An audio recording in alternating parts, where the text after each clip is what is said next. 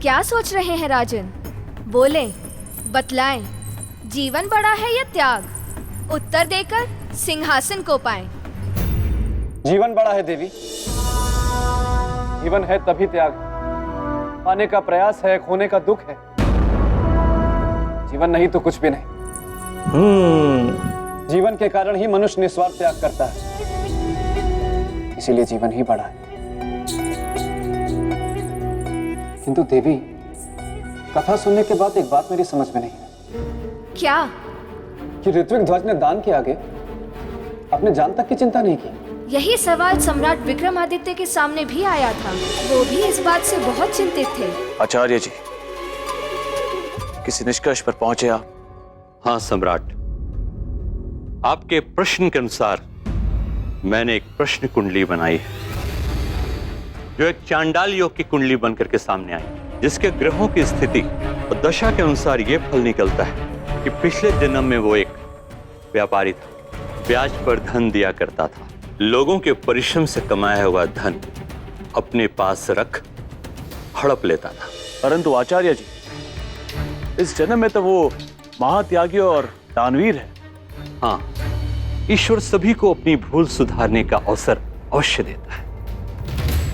उसके इतने नीच कर्मों के बाद भी ईश्वर ने उसे मनुष्य जीवन का एक और अवसर, ताकि अपने पिछले जन्म की गलतियों को सुधार कर इस जन्म में अच्छा कार्य कर मोक्ष प्राप्त कर सके।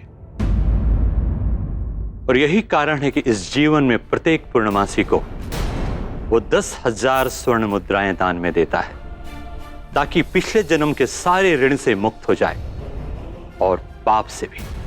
किंतु आश्चर्य की बात यह है कि प्रत्येक पूर्णमासी को उसके पास 10,000 स्वर्ण मुद्राएं आती कहां से? सम्राट,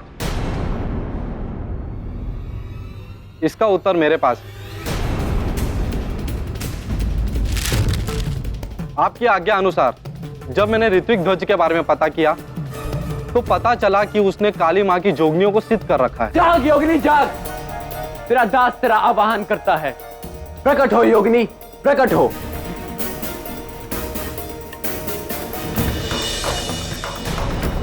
और वही जोगनियां उसे भयंकर यातनाओं के बदले प्रत्येक पूर्णिमासी को हजारों स्वर्ण मुद्राएं देती है। प्रकट हो देवी, प्रकट हो, प्रकट हो देवी, प्रकट हो। जिसे वो जन कल्याण के लिए लोगों में दान कर देता है। और उनकी मृत्यु का कारण क्या है सेनापति जी? वही जोगनियों की यातना। नहीं, ऐसा नहीं हो सकता। हम ऋत्विक ध्वज की मृत्यु नहीं होने देंगे।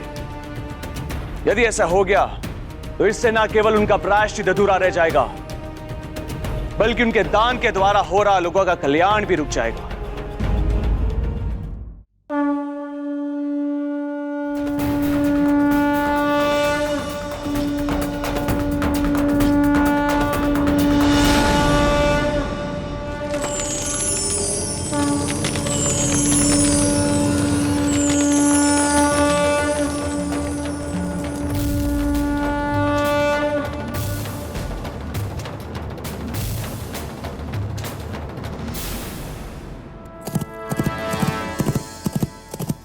प्रणाम देवी। ऋत्विक ध्वज, हमने तुम्हें मना किया था ना कि धन के लिए मत आना यहाँ। तुम फिर भी आ गए, ये जानते हुए कि तुम्हारा जीवन संकट में पड़ सकता है। मुझे अपने जीवन की चिंता नहीं है देवी, मुझे चिंता है दूसरों के जीवन की, उनकी समस्याओं की। कृपा करके आप मुझे धन दीजिए ताकि मैं उस धन से लोगों का भला कर सकूं। तुम धन प्राप्ति की शर्त जानते हो ऋत्विक ध्वज।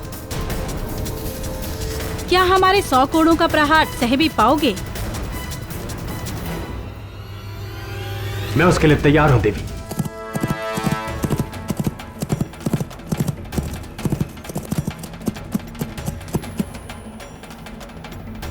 ऐसा लगता है कि वो खंडर यहीं कहीं आसपास है। इससे पहले कि ऋत्विक ध्वज को कुछ हो जाए, हमें वहां पहुंचना होगा।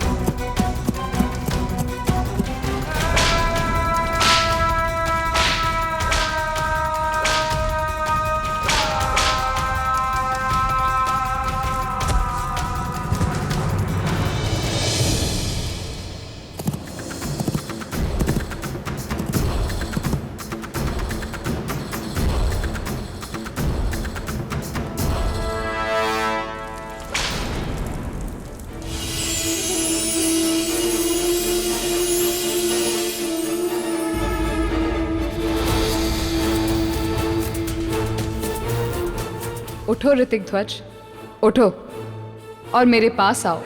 स्वर्ण मुद्राओं की पोटली लो।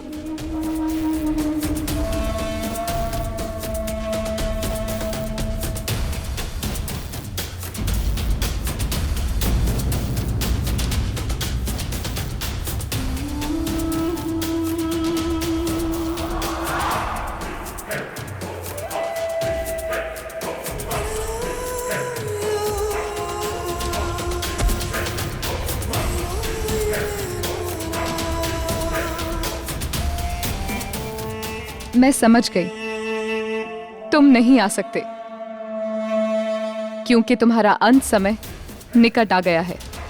दुख है ऋतिक ध्वज कि इतने कष्ट सहने के बाद भी तुम्हारी मुक्ति इस जन्म में भी अधूरी रह जाएगी। नहीं भावे दीजिए देवी।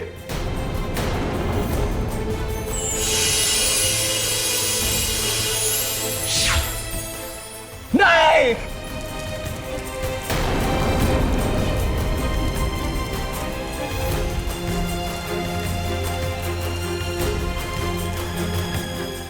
मित्र,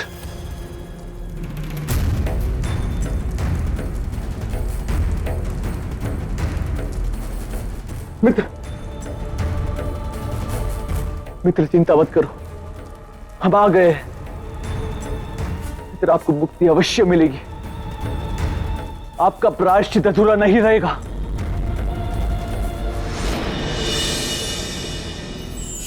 किस सोच में डूबे हैं राजन? सोच रहा हूं कि ऋत्विक ध्वज के दोनों जीवन व्यर्थ चले गए। ना तो उसके पिछले जन्म के पापों का प्रायश्चित हुआ और न इस जन्म में उसे मुक्ति मिली। बहुत दुर्भाग्यशाली रहा ऋत्विक ध्वज। ऐसा मत कहिए राजन। तो और क्या कहूं देवी? ऋतिक ध्वज सौभाग्यशाली व्यक्ति है जिन्हें चक्रवर्ती सम्राट विक्रमादित्य जैसा मित्र मिला। अब उनकी मुक्ति में कोई बाधा सामने नहीं आएगी। सम्राट स्वयं उन्हें स्वर्ण देकर उनका कार्य पूरा कर देंगे। क्षमा करिएगा देवी, लेकिन ऐसा करने से ऋत्विक ध्वज को मुक्ति नहीं मिलेगी। क्यों? क्योंकि मुक्ति का मार्ग त्याग से होकर जाता है और असली त्याग वो कहलाता है जो अपने परिश्रम और कष्ट से कमाए हुए धन को लोगों में बांटा जाए। दूसरों से धन लेकर बांटना त्याग नहीं कहलाता देवी। बिल्कुल सही। देवी क्षमा कर दीजिए, देवी क्षमा कर दीजिए, देवी क्षमा कर दीजिए, देवी कृपया मुझे क्षमा कर दीजिए। देवी, इससे पहले कि मैं अपने मन में उठ रहे प्रश्न के बारे में आपसे पूछूं, यदि आप उचित समझें तो बेताल को आप सामान्य कर दें।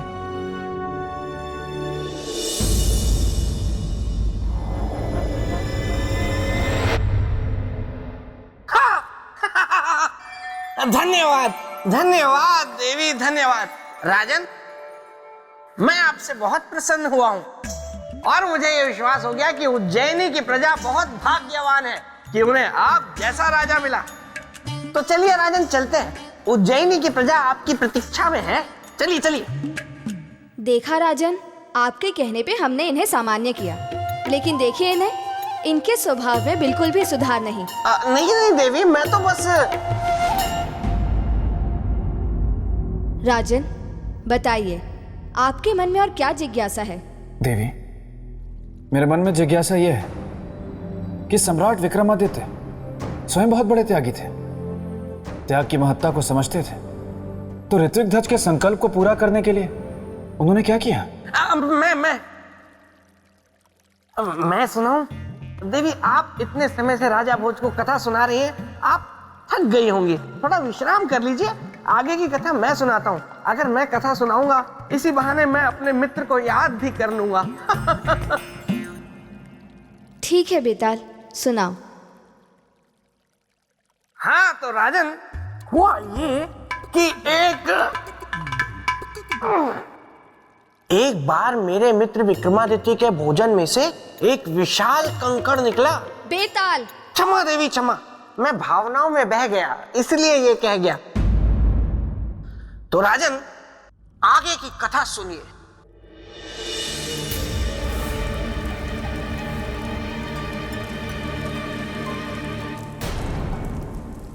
रुक जाओ।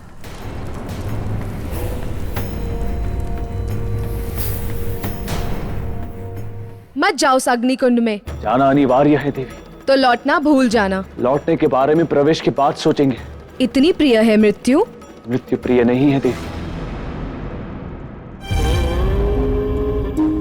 मित्र का जीवन प्रिय है और प्रिय है उन्हें दिया हुआ वचन।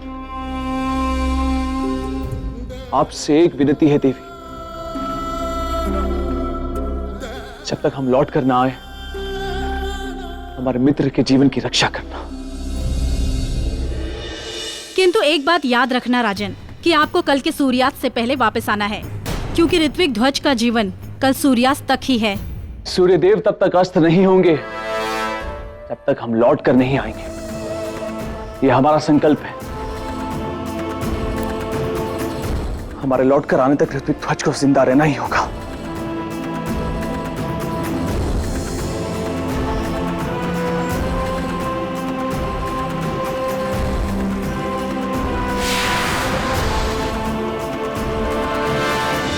बताइए राजन, क्या सम्राट विक्रमादित्य का अग्नि में कूदने का निर्णय सही था?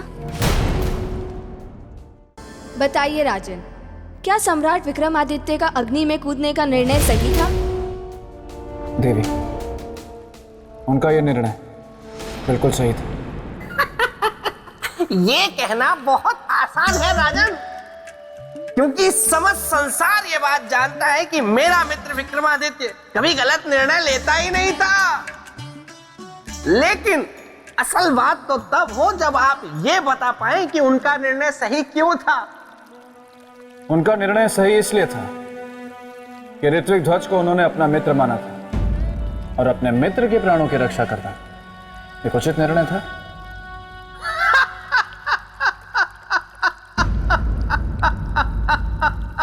क्या हुआ बेताल? हमने ऐसी कौन सी बात कर दी कि आप हंसने लगे? मैं हंस नहीं रहा हूं राजन, मैं रो रहा हूं। रो रहे हैं? जी, जब मैं बहुत दुखी होता हूं तो मेरी हंसी निकल जाती है, और जब मैं बहुत खुश होता हूं तो मेरा रोना निकल जाता है। आपने मेरे और मेरे मित्र की मित्रता की बात कर कर मुझे भावुक कर दिया, इसीलिए मेरी हंसी निकल गई। अब मैं भी यहां से निकल जाता हूं।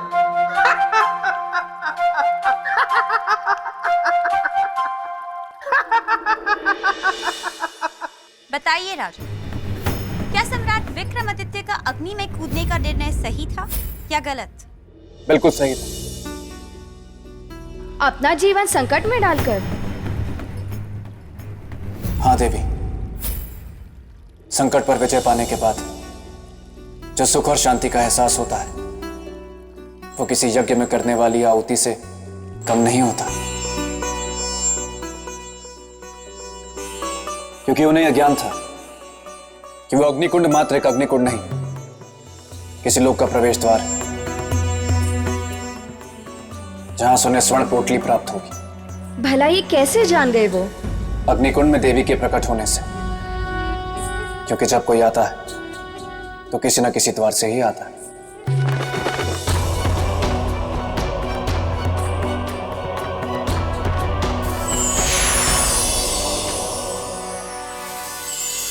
बिल्कुल ऐसा ही था।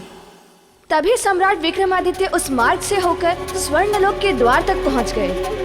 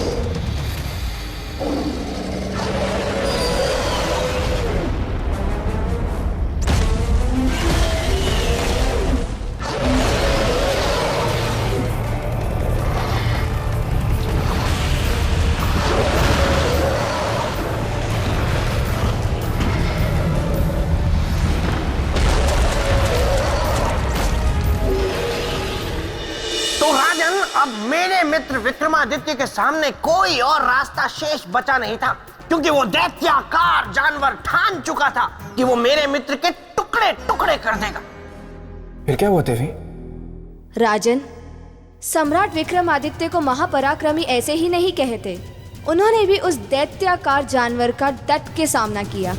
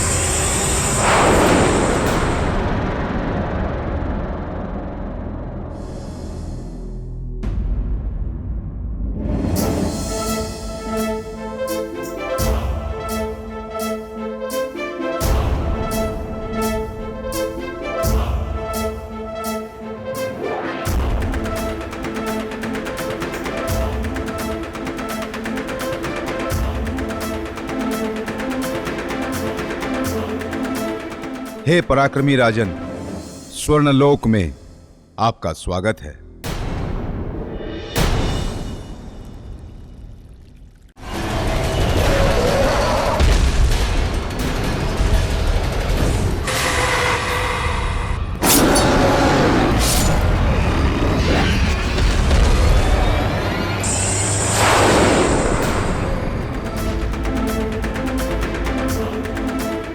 हे पराक्रमी राजन, स्वर्णलोक में आपका स्वागत है।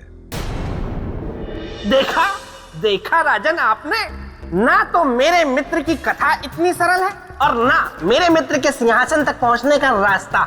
इसलिए अभी भी समय है, आप वापस लौट जाइए। घोड़ा बुलवा लूं? बेताल, हमने आपको विक्रमादित्य की कथा सुनाने के लिए कहा था, सिंहासन के बारे में अपने विचार व्यक्त करने के लिए नहीं। लेकिन देवी, मैं तो आपका शुभचिंतक हूँ। ये राजा भोज सिंहासन तक कभी नहीं पहुँच पाएंगे और आप लोगों को व्यर्थ में ही इन्हें कहानियां सुनानी पड़ेंगी। इन्हें तो बड़ा मजा आ रहा है कहानियां सुनकर। देखो बेताल, क्षमा क्षमा देवी, क्षमा। गोलू, ये क्या हो गया? लगता है मेरे बेताल को वापस लाने के लिए करना होगा खेचन बुआ की दी हुई शक्ति का इस्तेमाल, तभी वापस आएंगे मेरे बेताल।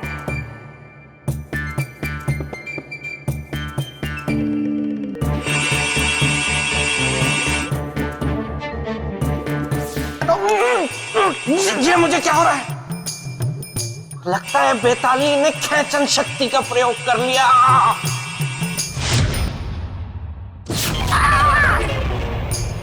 किसने? सौंदर्य लेखा, तुमने मुझे खेचन शक्ति का प्रयोग करके यहाँ क्यों बुलाया? पता है वहाँ पे कितनी आवश्यक चर्चा चल रही थी। अब मेरे बिना क्या चर्चा करेंगे वो दोनों? मैं यहाँ तुम्हारी राह में बिछा के बैठी हूँ फूल, और तुम हो कि वहाँ जाके मुझको गए भूल। रुक जा, मैं तुम्हारा नाम मेरे भाई शक्ति सुरमा को बताऊंगी। तुम कितने निष्ठुर हो ये उसे जताऊंगी। नहीं नहीं नहीं नहीं, उसे मत बुलाना, मैंने उसके बारे में सुना है, वो बहुत भयानक है। गोलू,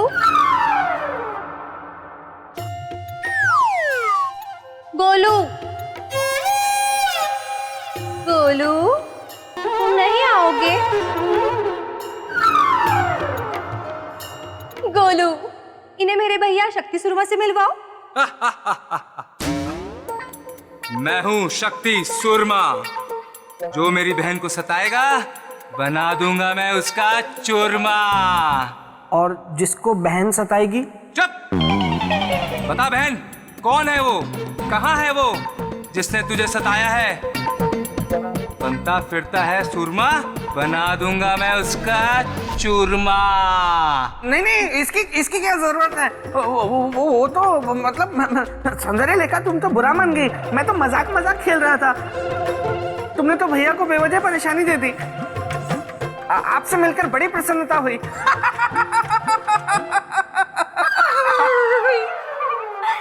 है मेरे हृदय के अतिथि, अगर यही है बात तो बताओ मेरे भैया को कब निकाले विवाह की तिथि? चुप!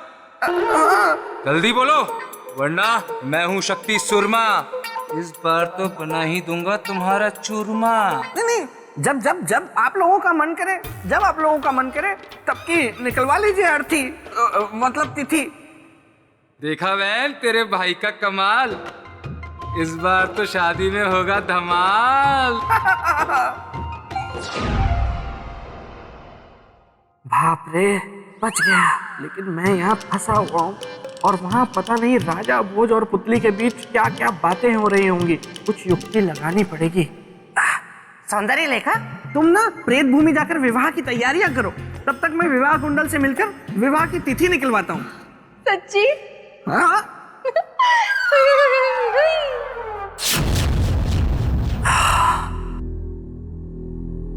अच्छा देवी, सम्राट के वार से वो विशालकाय जानवर मानव बन गया, उसके बाद क्या हुआ? उसके बाद जो सम्राट विक्रमादित्य ने देखा वो बहुत ही कष्टदायी था।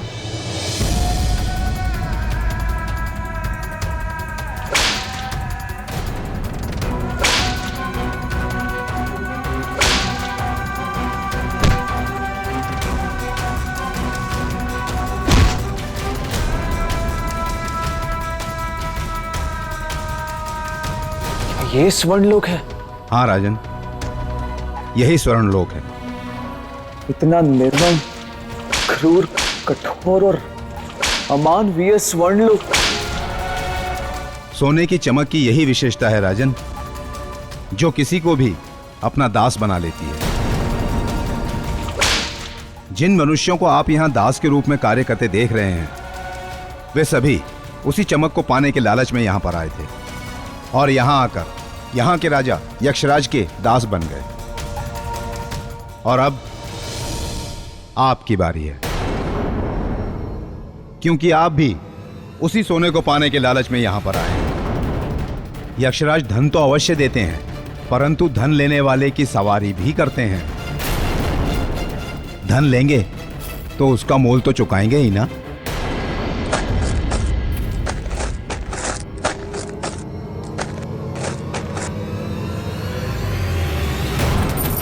ये क्या कर रहे हैं आप? व्यर्थ का प्रयास मत कीजिए, भाग्य मनाइए कि यक्षराज का सेवक बनने का अवसर प्राप्त हो रहा है। धन पाने की इच्छा है ना आपकी, तो जाना तो पड़ेगा ही। राजन, लोभ चाहे धन का हो अथवा सिंहासन का, होता सदा कष्टकारी है। किंतु संसार की विडंबना देखिए कि ये जानते हुए भी वो लोभ को अपने वश में नहीं करता, भागता है केवल। देवी, यदि धन की इच्छा केवल अपने लिए हो तो वह निश्चित रूप से लोभ कष्टकारी है, किंतु यदि वही इच्छा परोपकार के लिए हो, जनहित के लिए हो, तो वो लोभ नहीं, एक सार्थक उद्देश्य है, धर्म है। और धर्म से कष्ट छटते हैं, कष्ट होते नहीं देवी। परंतु एक बात समझ में नहीं आई देवी। कौन सी बात? यही कि स्वर्णलोक में तो लोभियों को दास बनाने की प्रथा थी और सम्राट विक्रमादित्य को तो धन का लोभ था नहीं, तो उन्हें क्यों दास बनाया गया देवी? इसलिए कि चक्रवर्ती सम्राट को स्वर्णपूर्ति तक पहुंचने से पहले ये सिद्ध करना था कि वे यहाँ आए हैं तो अपना सब कुछ त्याग कर काम, क्रोध, मद, मोह, लोभ, सब कुछ। और वो उनकी परीक्षा थी। कैसी परीक्षा देवी? मैं जानना चाहूंगा। राजन, राजन, आपके उज्जैनी में हाहाकार मच गया है। प्रजा में त्राही त्राही मच गई है। घोर संकट आन पड़ा है और तो और शत्रुओं ने आक्रमण कर दिया है। बेताल, ये क्या कह रहे हैं आप? मैं सच कह रहा हूँ राजन, ऐसा कुछ नहीं हुआ है। लेकिन ऐसा हो सकता है क्योंकि जिस राज्य का राजा अपना अधिकतम समय एक सिंहासन के लोभ में किससे कहानियां सुनने में व्यतीत करेगा, तो फिर उसके राज्य में यही सब होगा। बेताल, मैं चुप हूं। पूछे राजन, क्या प्रश्न था आपका? देवी, मेरा आपसे प्रश्न यह था कि जैसे कि आपने मुझे बताया कि सम्राट विक्रमादित्य अपना सब कुछ त्याग कर, काम, क्रोध, मद, मोह, लोभ, सब कुछ त्याग कर स्वर्णलोक में गए और ये उनकी परीक्षा थी। देवी, मैं उस परीक्षा के बारे में जानना चाहता हूँ। अवश्य राजन। सम्राट विक्रमादित्य को यक्षराज के सामने ले जाया गया।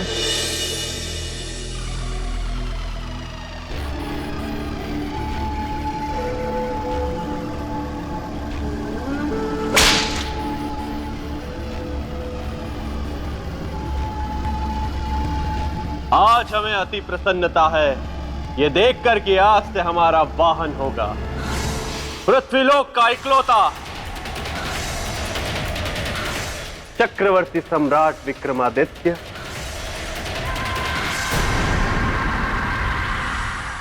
राजन, बदले में तुम्हें अथाह धन मिलेगा, उतना जितना कि तुमने सोचा भी नहीं होगा। चलो आओ, सवारी प्रारंभ करो।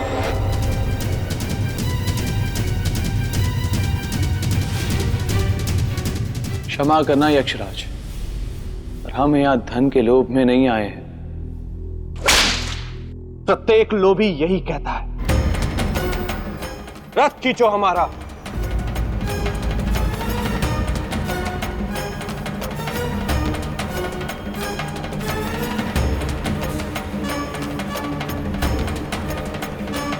खींचो सम्राट, रथ खींचो, हमें सवारी कराओ। ये हमारा एक दास को आदेश है। यदि मुक्ति चाहते हो तो हमारे आदेश का पालन करो। स्वर्ण चाहिए ना तुम्हें? आओ, रथ को खींचो, खींचो सम्राट, खींचो।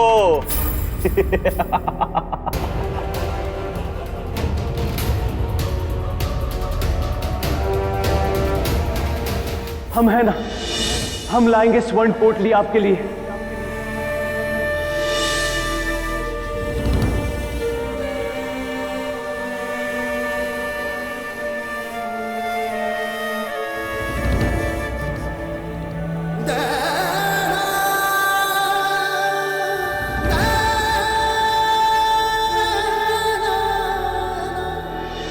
चलो राजन।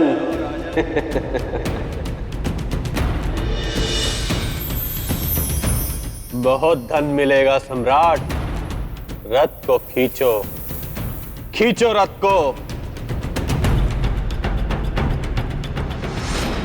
ऋत्विक ध्वज के मोक्ष के लिए हमें ये करना ही होगा। किंतु एक बात याद रखना राजन, कि आपको कल के सूर्यास्त से पहले वापस आना है, क्योंकि ऋत्विक ध्वज का जीवन कल सूर्यास्त तक ही है।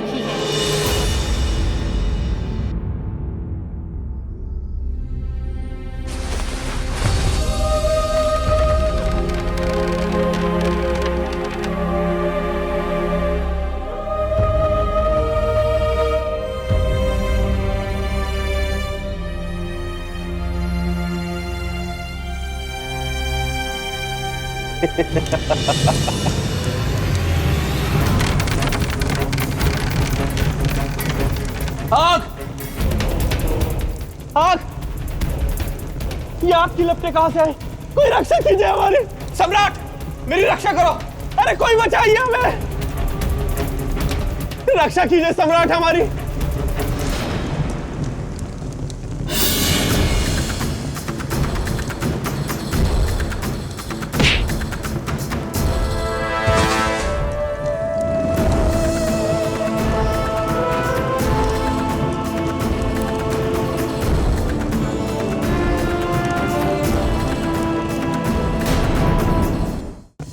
राजन, महाप्रतापी लोभ से रहित सम्राट विक्रमादित्य का प्रताप देखकर यक्षराज भी चकित रह गए। बेताल, आप फिर बीच में बोले। क्या करूं देवी, जहां मेरे मित्र की चर्चा हो रही हो, मेरे मित्र के साहस और पराक्रम का महिमा मंडन हो रहा हो, वहां मैं ना बोलूं, ये तो फिर वैसी ही बात हो जाएगी ना जैसे कि सूर्य के बिना उदय हुए ही दिन का निकलना और बिना अंधेरा हुए ही रात हो गई। मुझे मेरे मित्र की बहुत याद आ रही है।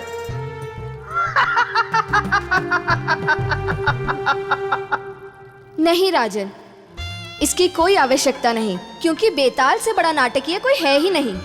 और वैसे भी आज अमावस्या की रुक्मणी तिथि है, और इसमें जो भी रोता है ना, उसका बहुत बुरा हाल होता है।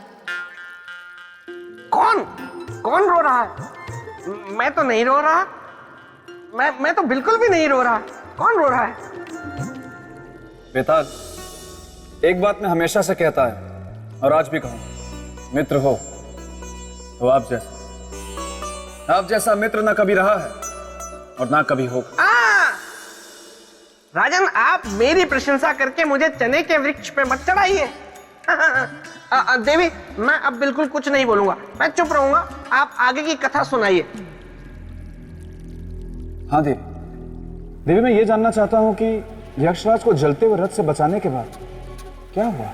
राजन, यक्षराज ने हाथ जोड़कर सम्राट विक्रमादित्य से क्षमा मांगी। चक्रवर्ती सम्राट विक्रमादित्य, मुझे क्षमा कर दीजिए। मैं जान गया हूं कि आपको धन का लोभ नहीं है, क्योंकि धन का देवता तो उसी व्यक्ति की सवारी कर सकता है जो धन का लोभी हो। और आपके इसी गुण के कारण मेरे रथ में आग लगी और मेरे प्राण संकट में घिर गए। मैं आपका आभारी। कहिए, मैं आपकी क्या सेवा कर सकता हूं? यक्षराज, इसकी कोई आवश्यकता नहीं। हम यहाँ अपने वचन की लाज तथा किसी की रक्षा के हेतु स्वर्ण पोटली लेने आए हैं। मैं समझ गया हूं राजन, आप कहाँ जाना चाहते हैं। आप जिस मार्ग पर हैं, यहीं से आप अपने लक्ष्य पर पहुंचेंगे। बढ़ते जाइए राजन, जहां न दिखे रास्ता और छा जाए मन पर अंधेरा, रंगों में मिलेगी तब दिशा, यही होगा अवसर सुनहरा।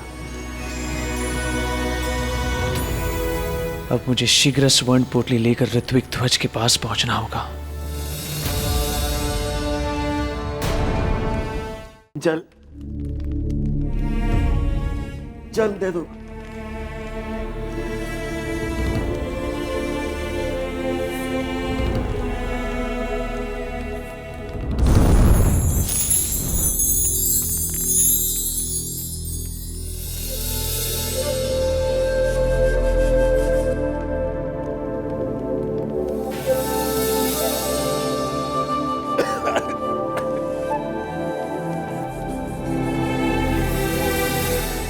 ऋत्विक ध्वज अब बिल्कुल शक्तिहीन हो चुका है। यदि सूर्यास्त से पहले सम्राट विक्रमादित्य स्वर्ण पोटली लेकर नहीं पहुंचे, तो वो कभी भी ऋत्विक ध्वज को जीवित नहीं पाएंगे। हाँ तो राजा देवी, अगर आप अनुमति दे दें तो आगे की कथा मैं सुना दूं, क्योंकि देखिए ना चाहते हुए भी बार बार मैं बीच बीच में आपकी सुनाई कथा में विघ्न डाल रहा हूँ, व्यवधान उत्पन्न कर रहा हूँ, मुझसे रहा नहीं जा रहा। तो इससे अच्छा है कि आगे की कथा मैं ही सुना लूं।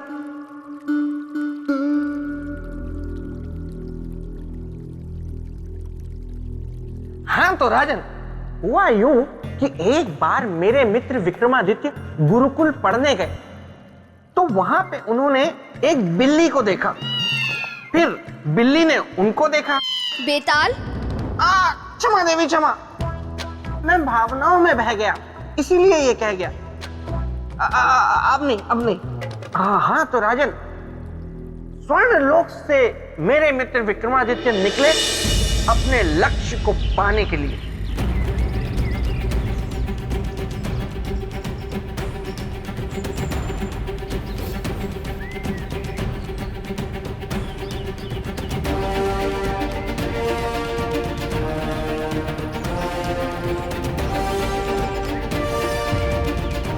कहाँ आ गए हम?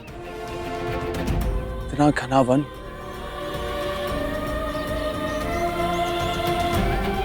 क्या हमें स्वर्ण पोटली यही प्राप्त होगी?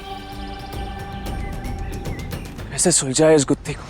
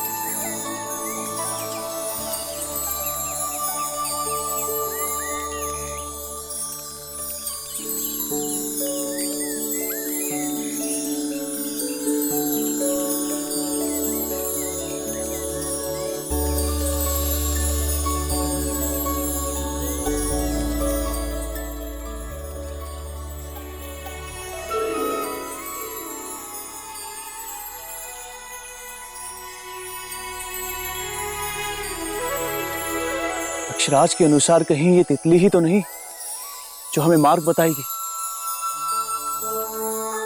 जब ना दिखे रास्ता और छा जाए मन पर अंधेरा, रंगों से मिलेगी तब दिशा, अवसर होगा वही सुने।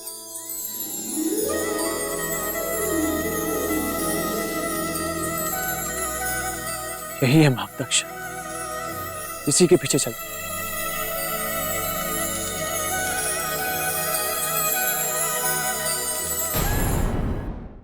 अक्षराज के अनुसार कहीं ये तितली ही तो नहीं जो हमें मार्ग बताएगी?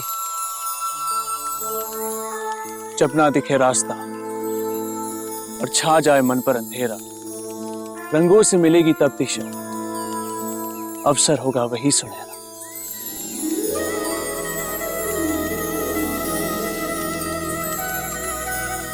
यही है मार्गदर्शन, इसी के पीछे चलते।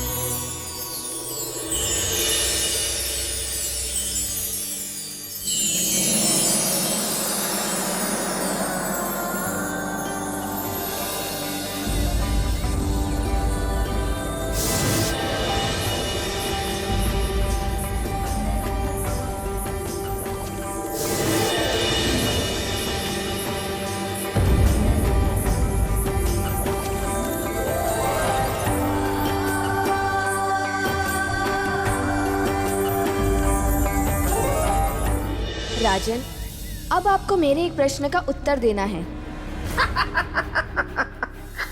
कठिन है, आपका प्रश्न बहुत कठिन है जो आने वाला है। मुझे पता है ना देवी, आपके प्रश्न का उत्तर राजा भोज दे ही नहीं सकते, इसलिए मत पूछिए। पूछिए देवी।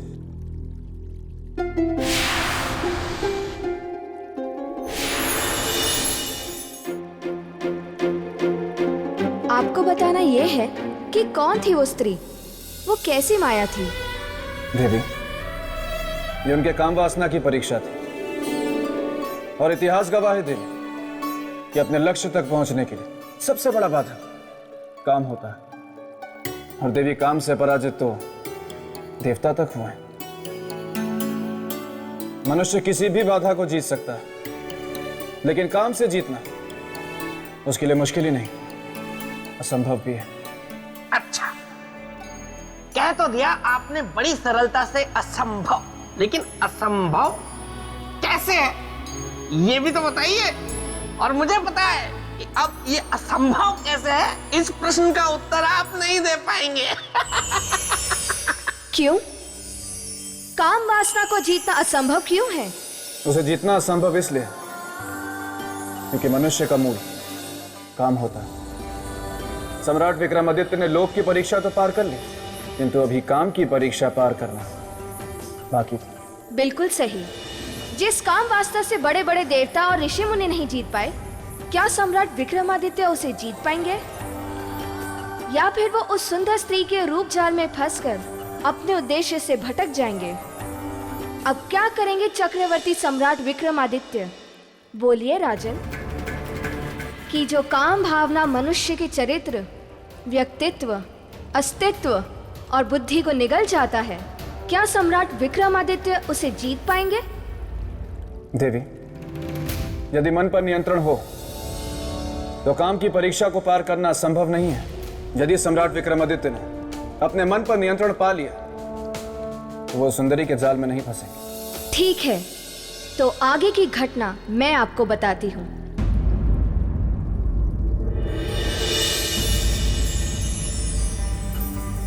आपका स्वागत है विक्रमादित्य। प्रणाम देवी। आप हमें जानती हैं? कौन है आप? प्रकृति की पुत्री, रस, रूप, रंग और सुगंध हूं। रहना चाहती मैं आपके संग हूं। मैंने वर्षों से आप जैसे पराक्रमी त्यागी की प्रतीक्षा की है। अब कहीं जाकर आज मेरी प्रतीक्षा पूरी हुई है। क्या आप अपना सब कुछ त्याग कर मुझे अपनाएंगे? देवी, त्याग केवल एक की खुशी नहीं होती, इसमें एक का दुख और समाज का सुख छिपा होता है। हजारों की खुशियां छिपी होती। ऐसी बात करके मेरा हृदय न दुखाएं विक्रमादित्य। मुझसे विवाह कर मेरे वर्षों की ख्वाहिश पूरी करें। असंभव है ये। लेकिन क्यों विक्रमादित्य? क्या मैं सुंदर नहीं हूं? अवश्य आप सुंदर हैं। तो मुझ में क्या कमी है? कमी वो देखते हैं जिनसे जिनका स्वार्थ जुड़ा होता है देवी। और हमारा स्वार्थ आपसे नहीं, हमारे उद्देश्य से जुड़ा है, जिसे पूरा करने हम यहां आए हैं। मैं आपका उद्देश्य जानती हूं। आप यहाँ स्वर्ण पोटली के लिए आए हैं।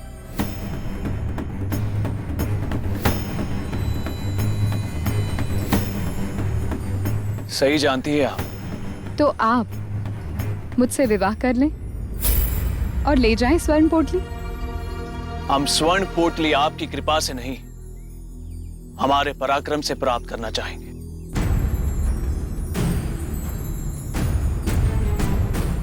आज्ञा दीजिए।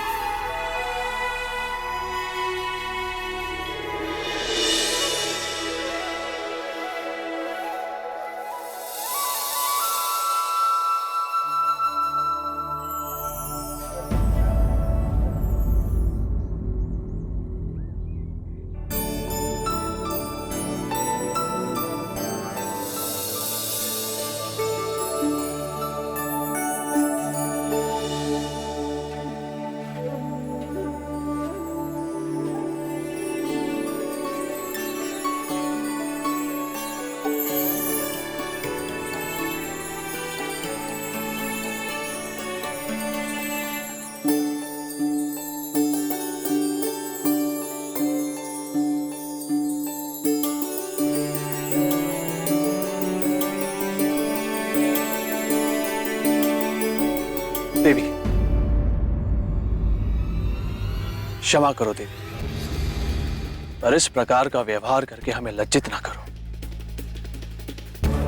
सम्राट, मैं आपको लज्जित नहीं कर रही, मैं तो आपसे विनती कर रही हूँ। आपकी विनती बेकार जाएगी देवी, क्योंकि हम विवाहित हैं और प्रेम हम केवल अपनी पत्नी से करते हैं और सदैव उन्हीं से करते रहेंगे। किसी अन्य स्त्री से प्रेम कभी नहीं। क्षमा कीजिए।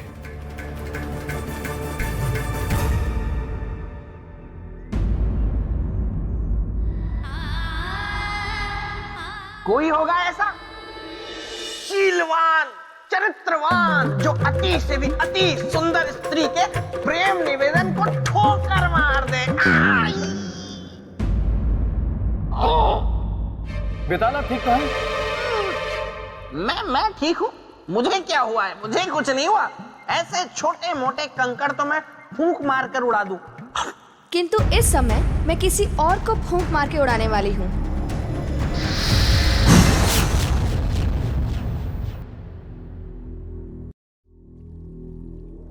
तो राजन, सम्राट विक्रमादित्य ये कहकर वहां से चल दिए कि वे सिर्फ अपनी पत्नी से प्रेम करते हैं, लेकिन इसके आगे जो हुआ वो बहुत ही चौंका देने वाला था।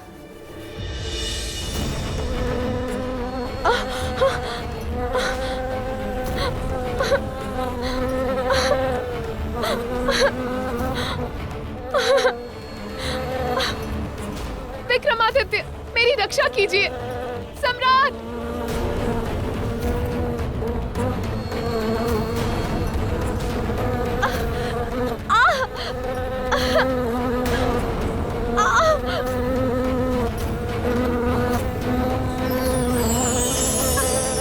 विक्रमादित्य,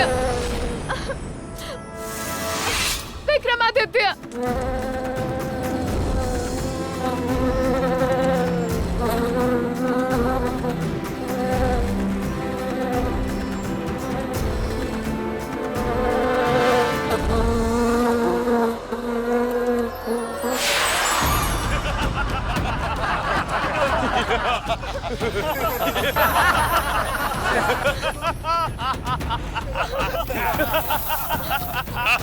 विक्रमादित्य, मेरी रक्षा कीजिए।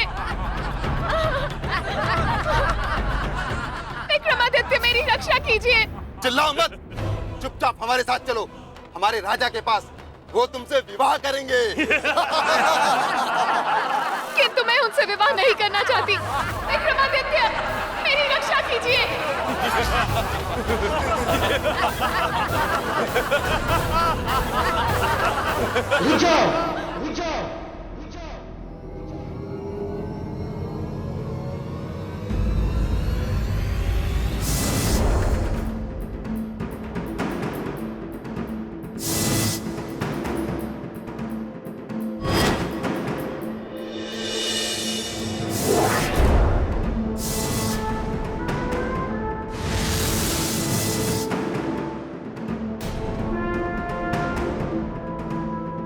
तू कौन होता है हमें रोकने वाला?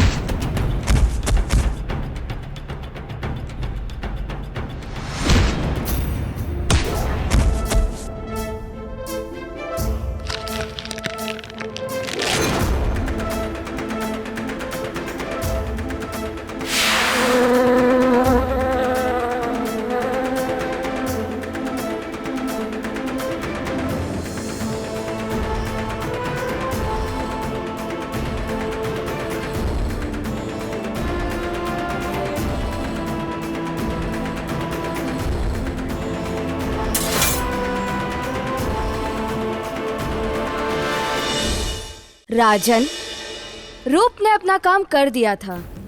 सम्राट विक्रमादित्य उसके रूप पर मोहित हो चुके थे। नहीं देवी, ऐसे त्यागी पुरुष के बारे में ऐसा मत कहिए। क्यों? इसके अलावा और क्या कारण हो सकता है? इसके अतिरिक्त कारण है धर्म। धर्म? हाँ, धर्म। सम्राट विक्रमादित्य ने उस युवती की रक्षा करके अपने धर्म का पालन किया, और स्त्री रक्षा के धर्म का पालन वही कर सकता है जिसकी अपनी इंद्रियों पर बस हो। देवी, स्त्री रक्षा साधारण मनुष्य के बस की बात नहीं। सही कहा राजा भोज, मेरा मित्र था ही धर्म का रक्षक।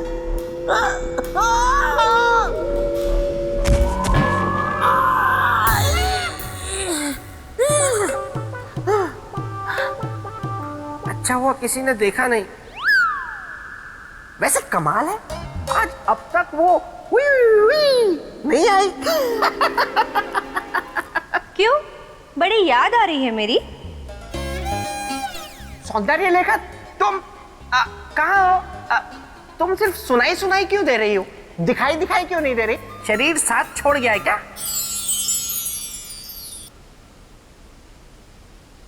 कहाँ हो ये?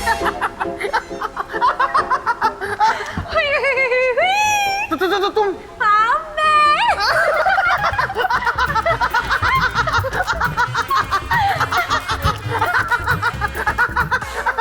बस बस बस बस, अब और नहीं हंसा जा रहा।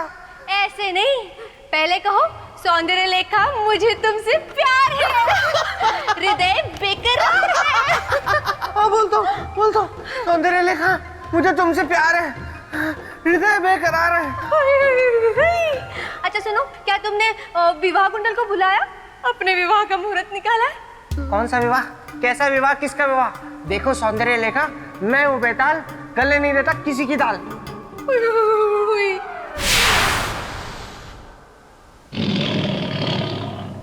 ओहो, अच्छा मुझे बताओ, अगर मेरा भाई शक्ति सुरमा यहाँ आता डोलते डोलते, तो क्या उसके सामने भी तुम यही बोलते? बोलता, और ये भी बोलता कि ऐ शक्ति सूरमा, बना दूंगा मैं तेरा चूरमा। वो होंगे और जो तेरी कद काठी से डर जाते होंगे, लेकिन मैं वो नहीं हूं। अगर मुझे गुस्सा आ जाए तो मैं सामने वाले को अनार के दानों की तरह बिखेर देता हूं और उसकी हड्डी पसली एक कर देता हूं, और उसके बाद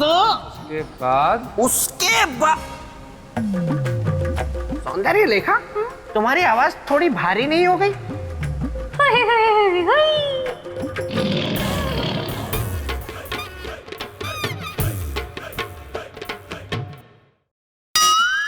तो तुम मेरी हड्डी पसली तोड़ दोगे? प्रश्न ही नहीं है। मुझे अनार के दानों की तरह बिखेर दोगे?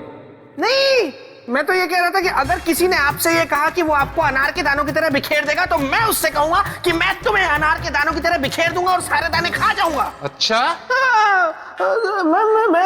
मैं तो रिश्ता निभा रहा था। कैसा रिश्ता? जीजा साले का रिश्ता। मतलब जीजा साले के साथ मजाक करता है तो साला हंसता है, साला जीजा के साथ मजाक करता है तो जीजा हंसता है। है ना? देखा सौंदर्य लेखा, मैंने अपने साले के साथ कैसा मजाक किया। अच्छा छोड़ो ये सब फालतू की बातें। विवाह कुंडल जल्द से जल्द यहाँ आएंगे तुम्हारी विवाह की बात करने। और मेरी प्यारी बहना। जी भैया। मेरा ये है कहना कि चलो पिताश्री याद कर रहे हैं। हाँ, जाओ। वैसे भी कुछ समय के बाद तो तुम्हें हमेशा के लिए यहीं आकर रहना है ना। फिर दोनों साथ में इस पेड़ पर लटकेंगे।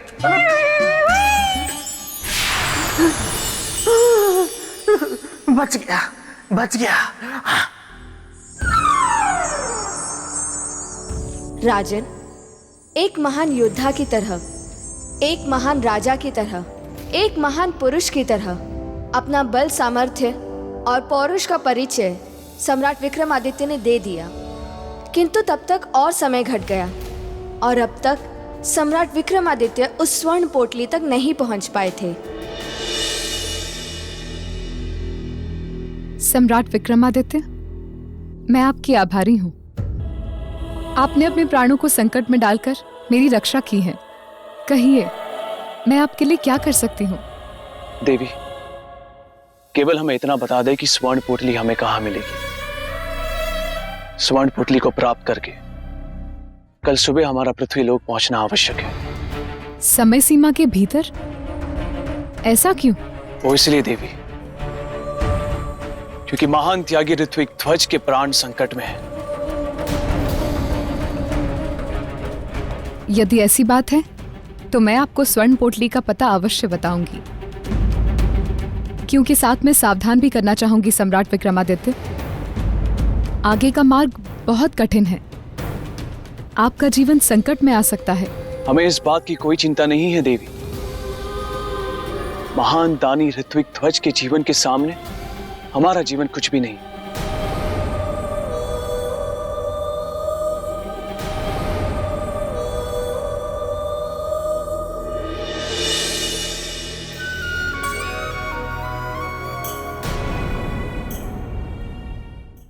महान दानी ऋत्विक ध्वज के जीवन के सामने हमारा जीवन कुछ भी नहीं। आप हमें केवल पता बताएं। सच में सम्राट, आप एक महान त्यागी हैं, इसीलिए आपके गुणों ने आपका मार्ग पहले से ही तय कर रखा है। क्षमा करना देवी, पर हमें कोई मार्ग दिखाई नहीं दे रहा है। जिस स्थान से मार्ग बंद दिखे वही होगी आपकी दिशा। आज्ञा दीजिए सम्राट।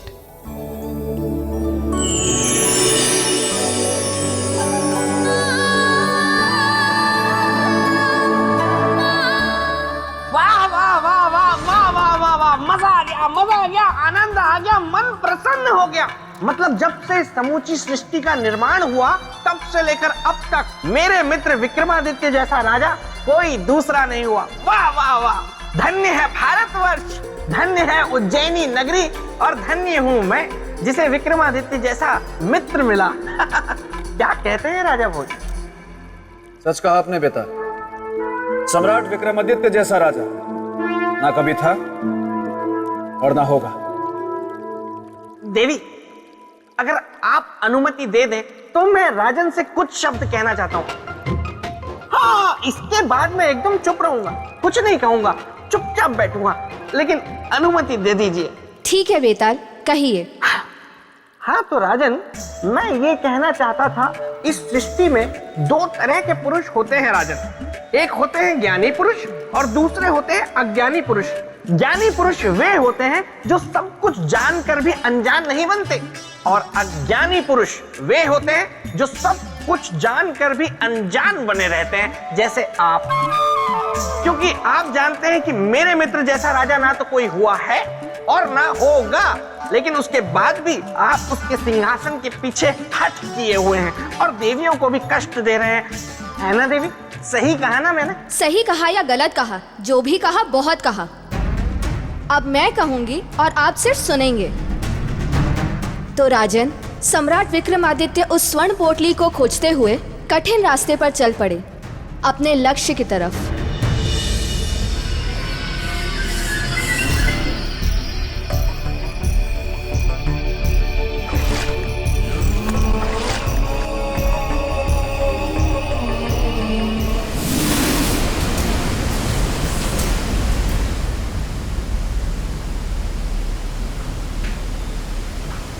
कहां जाए हम? जिस स्थान से मार्ग बंद दिखे वही होगी आपकी दिशा।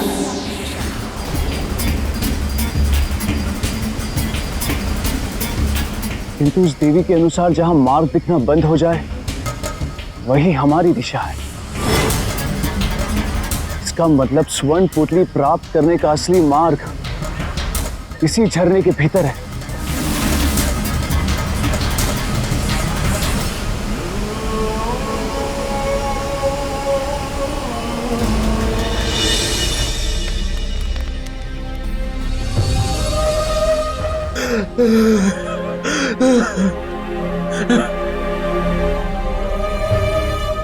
इसका जीवन समाप्त होने में केवल कुछ ही पल शेष हैं। नहीं बचा पाएंगे सम्राट विक्रमादित्य इसका जीवन।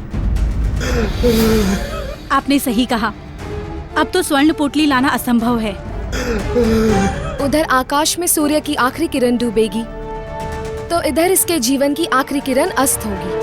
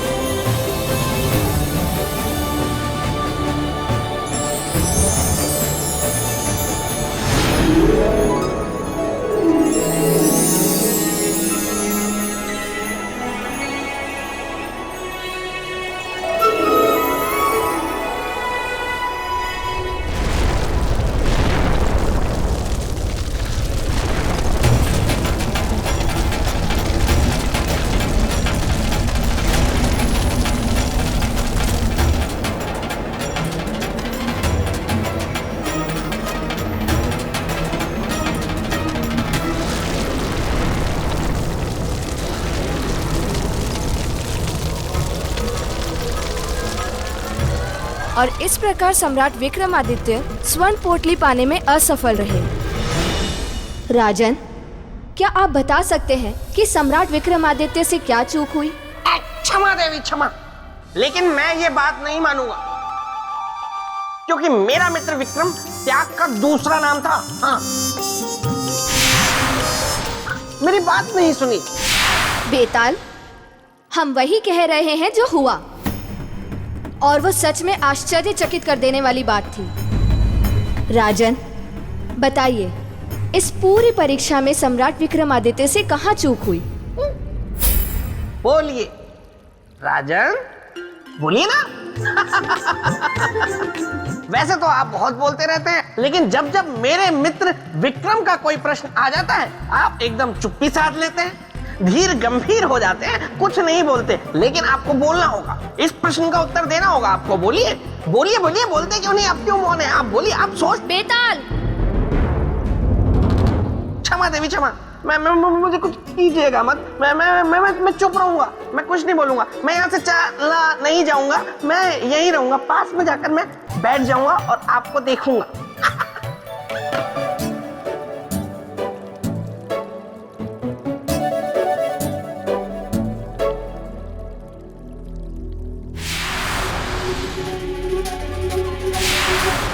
जवाब दीजिए राजन। लक्ष्य को प्राप्त ना करना असफलता नहीं होती देवी। तो क्या असफलता है? हाँ देवी, सच्चे अर्थ में त्यागी पुरुष के लिए सफलता होती है कि मृत्यु को अपने सामने देखकर भी अपने प्रयास से पीछे नहीं हटना। सच्चे त्याग की यही परिभाषा है, दूसरों के लिए जीना और दूसरों के लिए मरना। ऐसे महात्यागी पर संदेह निराधार। वाह राजन, त्याग जीवित व्यक्ति करता है,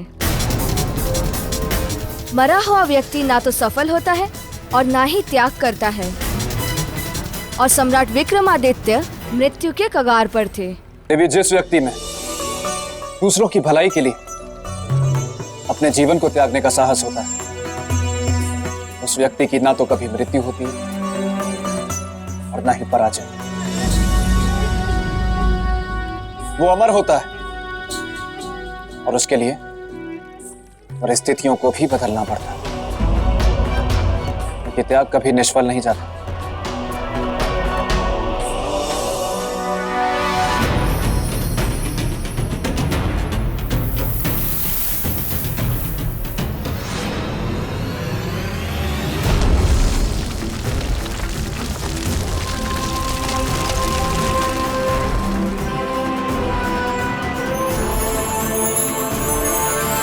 अब हमारा संकल्प पूरा हुआ। पहुंच गए स्वर्ण पोटली के पास। अब हमारे मित्र को बचा लेंगे हम।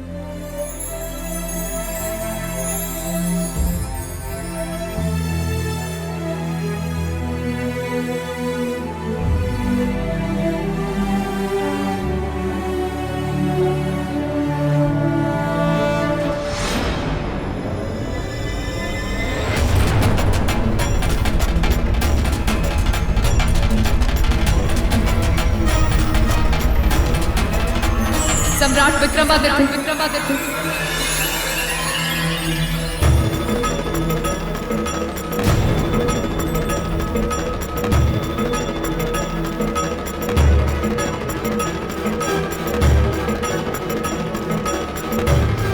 देवी आप? हाँ, मैं यक्षलोक की राजकुमारी यक्षिनी हूं। सम्राट, इस पोटली को वापस रख दीजिए, क्योंकि ये स्वर्ण पोटली इस स्वर्ण लोक का आधार है, और आधार के हटने का अर्थ है स्वर्ण लोक का अंत।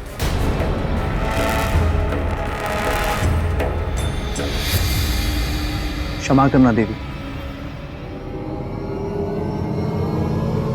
परंतु ये स्वर्ण पोटली हम आपको वापस नहीं कर सकते, क्योंकि ये किसी के जीवन का आधार है, और इसे वापस करने का अर्थ है उसके जीवन का अंत। किसके? हमारे मित्र। मित्र? ऋत्विक ध्वज। स्वर्ण पोटली से जीवन की रक्षा? किंतु जीवन की रक्षा तो दवा से होती है ना? बीमार मनुष्य की रक्षा दवा से होती है देवी, परंतु हमारे मित्र बीमार नहीं है। तो फिर? महादानी है वो, और इसीलिए हमारा इस स्वर्ण पोटली को उन तक पहुंचाना आवश्यक है। कृपया हमें इसे ले जाने का मार्ग बताएं, जिससे ये स्वर्ण लोक भी नष्ट न हो। और आप इस पोटली को भी साथ ले जाएं। हाँ देवी। तो फिर इसे यहाँ से ले जाने का एक ही मार्ग है। वो क्या है? यदि आप अपना शीश काटकर इस स्वर्ण पोटली के स्थान पर रख दें।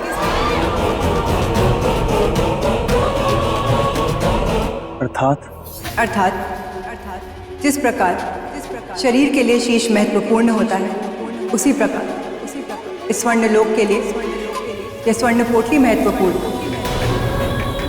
यदि आप ऐसा कर पाएं तो स्वर्ण पोटली आप।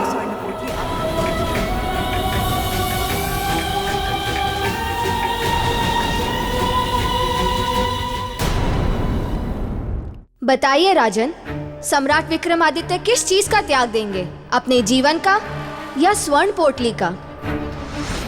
राजन, प्रश्न बहुत उलझा हुआ है और आप बहुत सुलझे हुए मनुष्य हैं, इसीलिए कहता हूँ क्यों उलझ रहे हैं इस प्रश्न उत्तर की पहेली में। छोड़ दीजिए सब, कह दीजिए देवी से कि मैं इस प्रश्न का उत्तर नहीं दूंगा, मैं जा रहा हूँ अपने राज्य, मुझे और भी बहुत कार्य है। सोचिए राजन, जब आप अपने राज दरबार में पहुंचेंगे तो वहां आपका कैसा भव्य स्वागत होगा। आप पर पुष्प वर्षा होगी, आपकी आरती उतारी जाएगी राजन, आरती। और फिर विरह गीत भी गाए जाएंगे, मंगल गीत गाए जाएंगे। राजा भोज पधारो राजा भोज, अखियां तरस गई दर्शन को। राजा भोज पधारो राजा भोज, अखियां तरस गई दर्शन को। क्षमा देवी क्षमा, मैं भावनाओं में बह गया, इसलिए ये कह गया। बेताल, अब अगर आप चाहते हैं कि आपकी आवाज हमेशा के लिए कौवे जैसी ना रहे, तो आप एकदम शांत रहेंगे। जी देवी। तो राजन बताइए, सम्राट विक्रमादित्य किसका त्याग देंगे? जीवन का या स्वर्ण पोटली का? निश्चित रूप से उन्होंने अपना जीवन त्यागा होगा। इतने विश्वास से आप कैसे कह सकते हैं कि उन्होंने अपना जीवन ही त्यागा होगा? आपकी इस बात का आधार क्या है? निस्वार्थ त्याग, किसी और के जीवन को बचाने की उनकी इच्छा, धर्म और वचन को निभाने का संकल्प, और ये केवल वही कर सकता है जो जानता हो कि अमरता और मोक्ष केवल सच्चे त्याग से ही प्राप्त होता है। ठीक है देवी,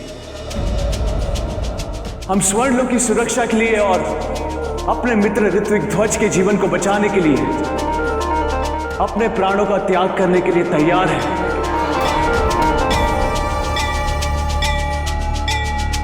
किंतु इसके बदले में आपको मेरा एक काम करना होगा देवी। क्या? हमारी मृत्यु के बाद आपको ये स्वर्ण पोटली हमारे मित्र ऋत्विक ध्वज को जाकर देनी होगी।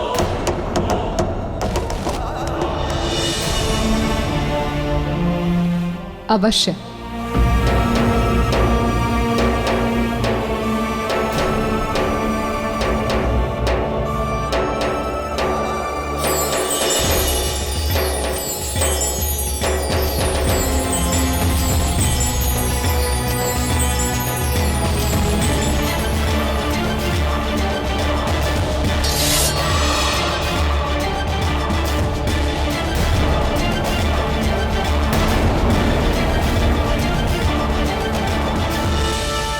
हे परमपिता, अब साक्षी है हमारे इस प्राणों के त्याग की।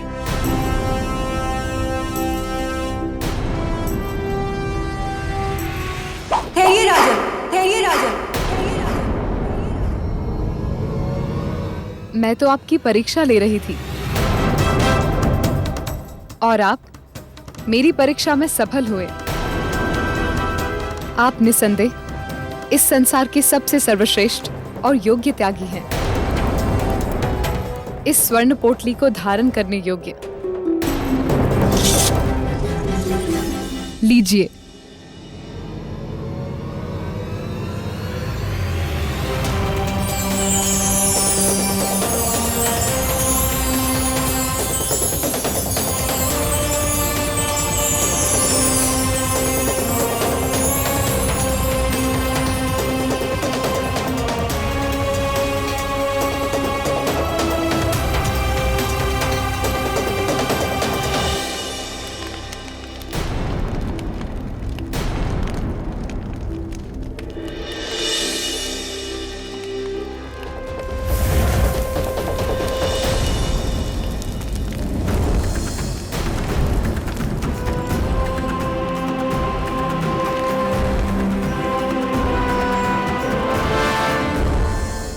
आंखें खोलो मित्र।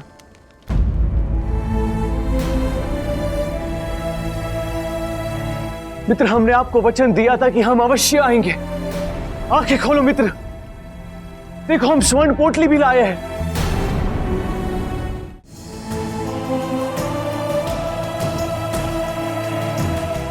देखिए मित्र, उठिए। आंखें खोलिए मित्र।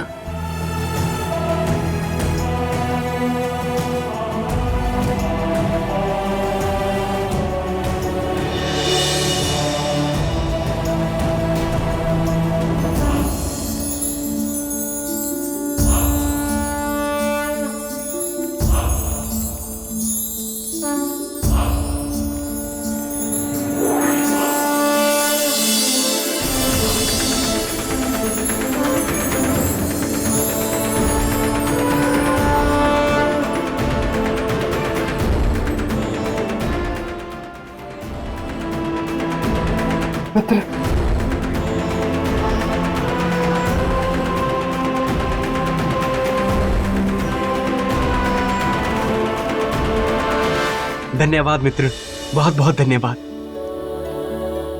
राजन, इस संसार में ना तो आपकी तरह कोई त्यागी है और ना ही भविष्य में होगा। जिस तरह देवों में देवेंद्र श्रेष्ठ हैं, उसी तरह नरों में आप नरेंद्र होंगे, अर्थात मनुष्य में इंद्र।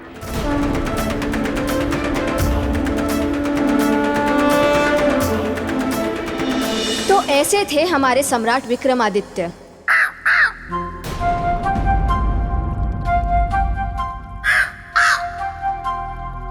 देवी, यदि आप उचित समझें तो बेताल को अपनी आवाज वापस कर दें। ये सही कह रहे हैं।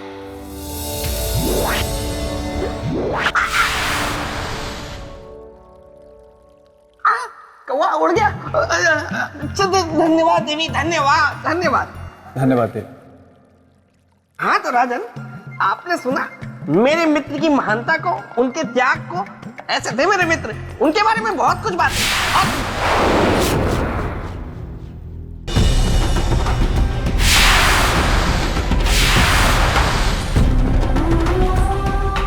इसलिए इस सिंहासन को धारण करने के लिए सम्राट विक्रमादित्य के समान त्याग का होना आवश्यक है। अब स्वयं को परखिए और बताइए, क्या आप में उनके समान त्याग का गुण है? देवी स्वयं अपने गुणों का बखान तो मूर्ख करते हैं, बुद्धिमान नहीं। बुद्धिमान अपने गुणों को सिद्ध करते हैं अपने कर्मों से, अपनी बातों से नहीं।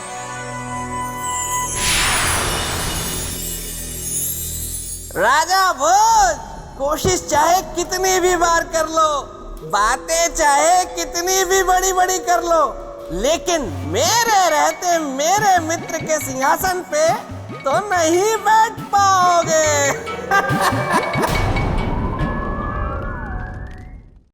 राजा भोज, कोशिश चाहे कितनी भी बार कर लो, बातें चाहे कितनी भी बड़ी बड़ी कर लो, लेकिन मेरे रहते मेरे मित्र के सिंहासन पे तो नहीं बैठ पाओगे।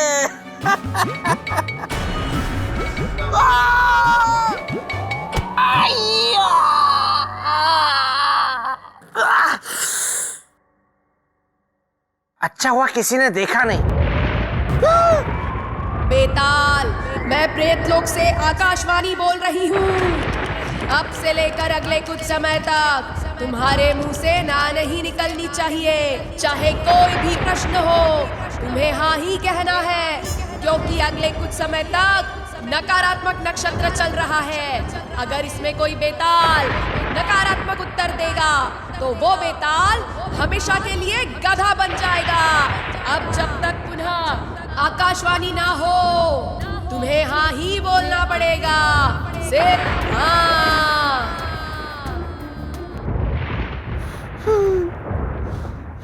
क्या हुआ? अच्छा हुआ इस समय मैं गुफा में नहीं हूँ, वरना कहीं राजा भोज मुझसे कह देते कि मैं तुम्हारे मित्र के सिंहासन पे बैठ जाऊं, तो मैं तो ना भी नहीं कह पाता।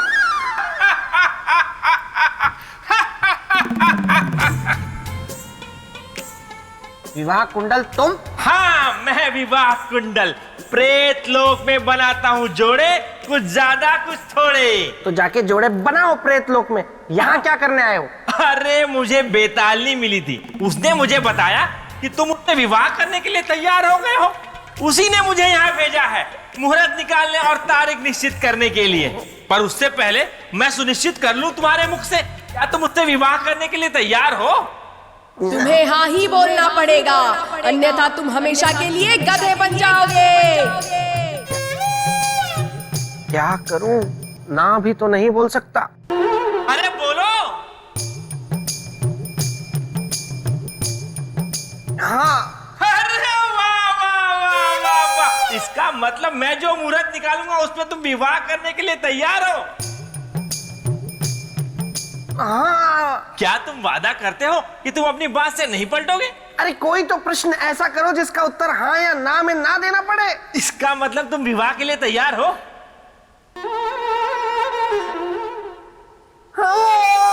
वाह वाह वाह वाह वाह, अगली पूर्णमासी को तुम्हारा विवाह सौंदर्य लेखा के साथ निश्चित हुआ है।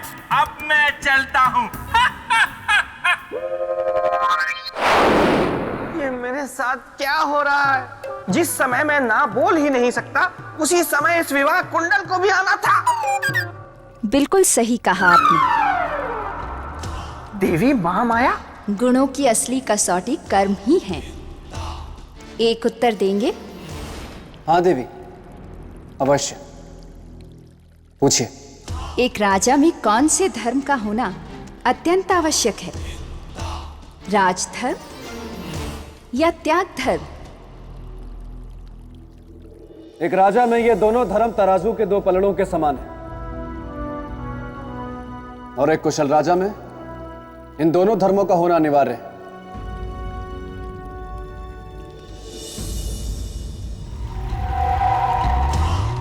किंतु आपकी दृष्टि में इन दोनों में बड़ा कौन है? त्याग धर्म या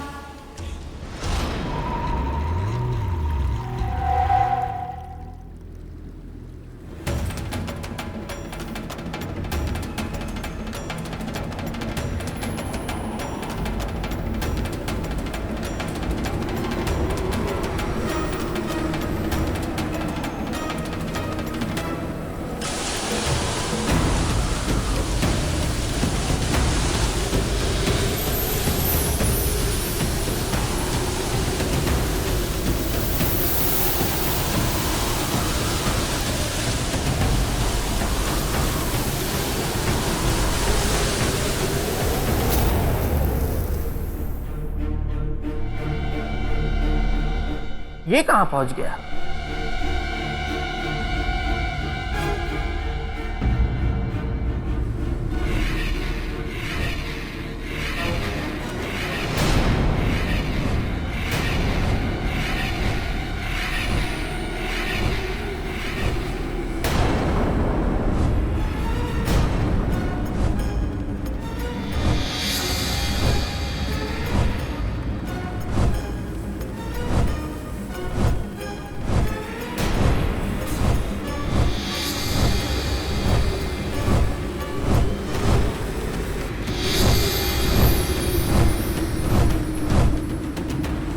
ये पक्षी राजा भोज को कहां ले जा रहे हैं? इसे इनसे चाहिए क्या?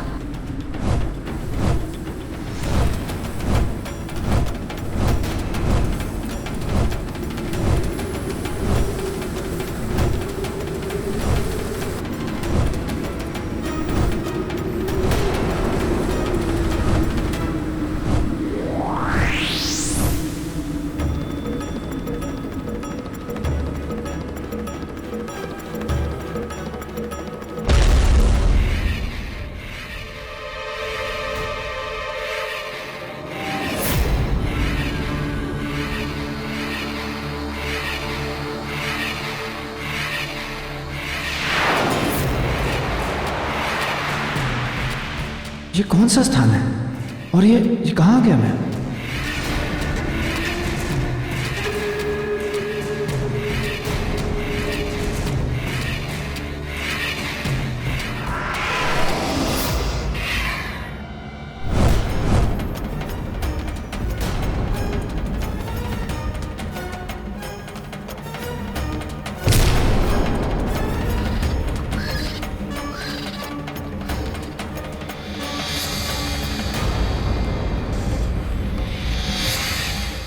कौन हो तुम और मुझे यहां क्यों लाए हो?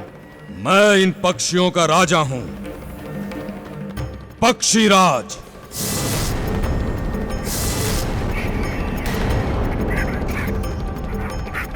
मैं तुम्हें इनके भोजन के लिए यहां लाया हूं। तुम्हें इनका आहार बनना होगा। कैसे बनोगे ये तुम बताओ। अपने प्राण को त्याग कर या हमारे बल प्रयोग से मरकर।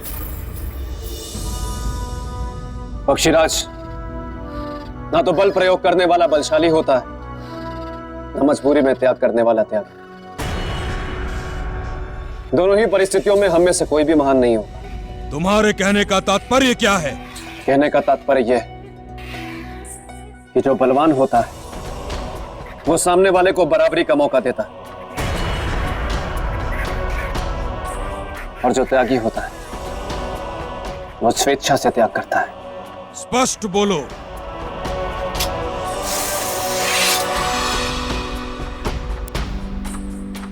यदि तुम सच में बलवान हो तो मुझसे युद्ध करो। अगर तुम जीते तो मैं तुम्हारी प्रजा का आहार बनूंगा, और यदि मैं जीता तो मुझे वहीं छोड़कर आओगे जहां से मुझे लाए थे। मुझे तुम्हारी चुनौती स्वीकार है।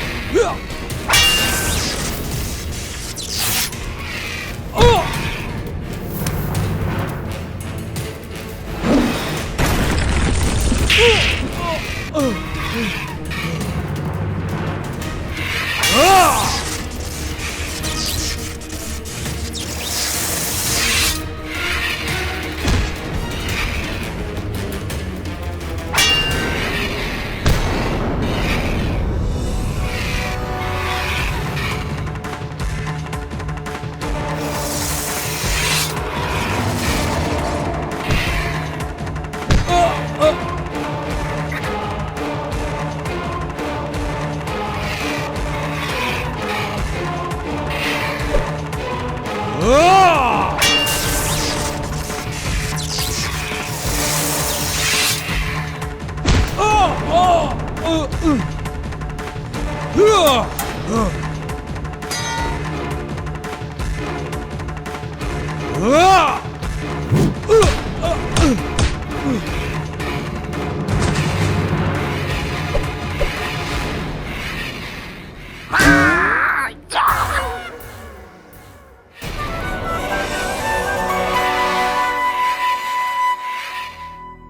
वाह राजा भोज वाह, पराक्रम तो तुम में है, वो भी अद्भुत।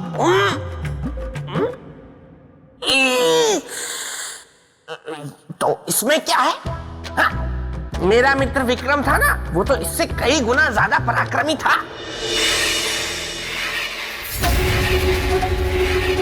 मैं हार गया प्रजाजनों, मुझे क्षमा करना। मैं तुम लोगों की भूख शांत ना कर सका, इसीलिए आप सब मुझे खाकर अपनी भूख शांत करें। राजा भोज, आप मेरा वध कर दीजिए।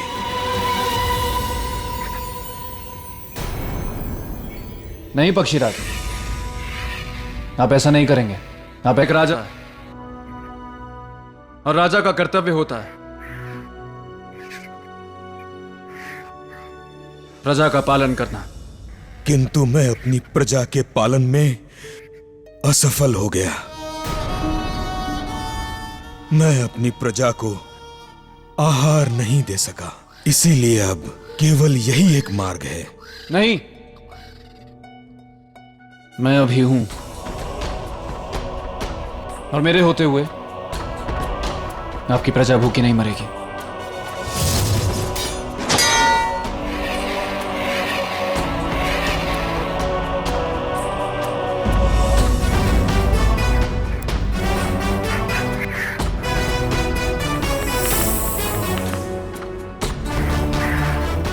आपके पक्षी अब मुझे भोजन के रूप में ग्रहण करेंगे। नहीं नहीं, ये नहीं हो सकता। अरे राजा भोज को पता नहीं है कि उसने अपने प्राणों को कितने बड़े संकट में डाल दिया है। अपने प्राणों का त्याग करेंगे मुझसे जीतने के बाद भी? हाँ। नहीं, ये तो अनर्थ हो जाएगा। नहीं पक्षीराज, अनर्थ तो तब होगा जब मेरे जानने के बाद मेरी आंखों के सामने आपके पक्षी भूख से मरेंगे। जिस जीवन के त्याग से दूसरों को सुख और संतोष मिले, वही सच्चा त्याग है। इसलिए आप मेरे त्याग को स्वीकार करें।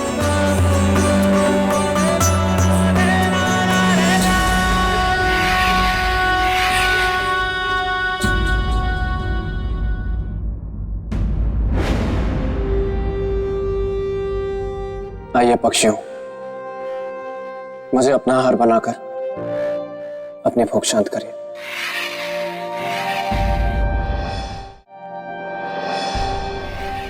नहीं राजन, आप विजेता हैं और हम नियम के अनुसार आपके इस त्याग को स्वीकार नहीं कर सकते।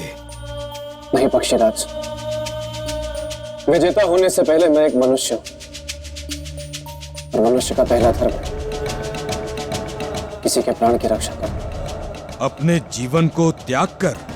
यदि एक जीवन को त्याग कर कई जीवन का भला हो तो उस जीवन को त्याग देना चाहिए पक्षीराज। आइए पक्षियों, अब और विलंब ना करें, मुझे अपना आहार बनाएं।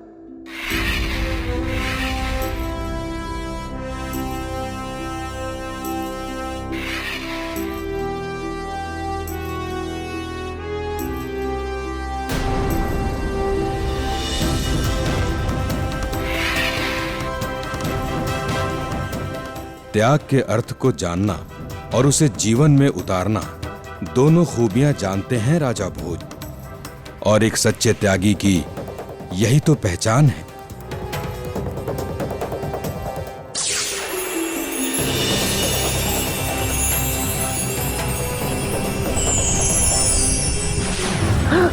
राजा भोज गायब हो गए। त्याग की कसौटी में मैदान मार गए।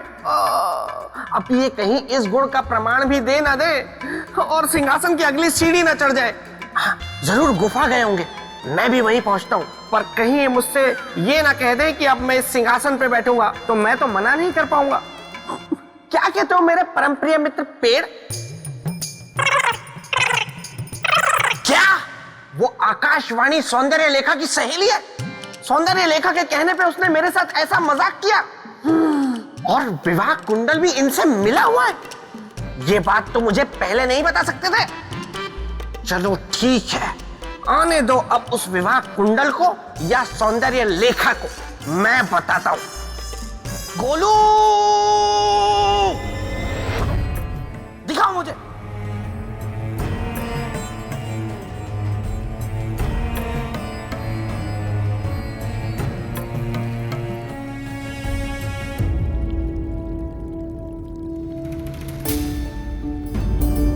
देवी आप ये? हाँ, मैं कबूतरों को भोजन दे रही हूँ, क्योंकि भूख और भोजन का बहुत गहरा संबंध है। हाँ देवी, भूख ना हो तो संसार परिश्रम ही ना करे, सारे जीव आलसी हो जाएं। सच कहा आपने।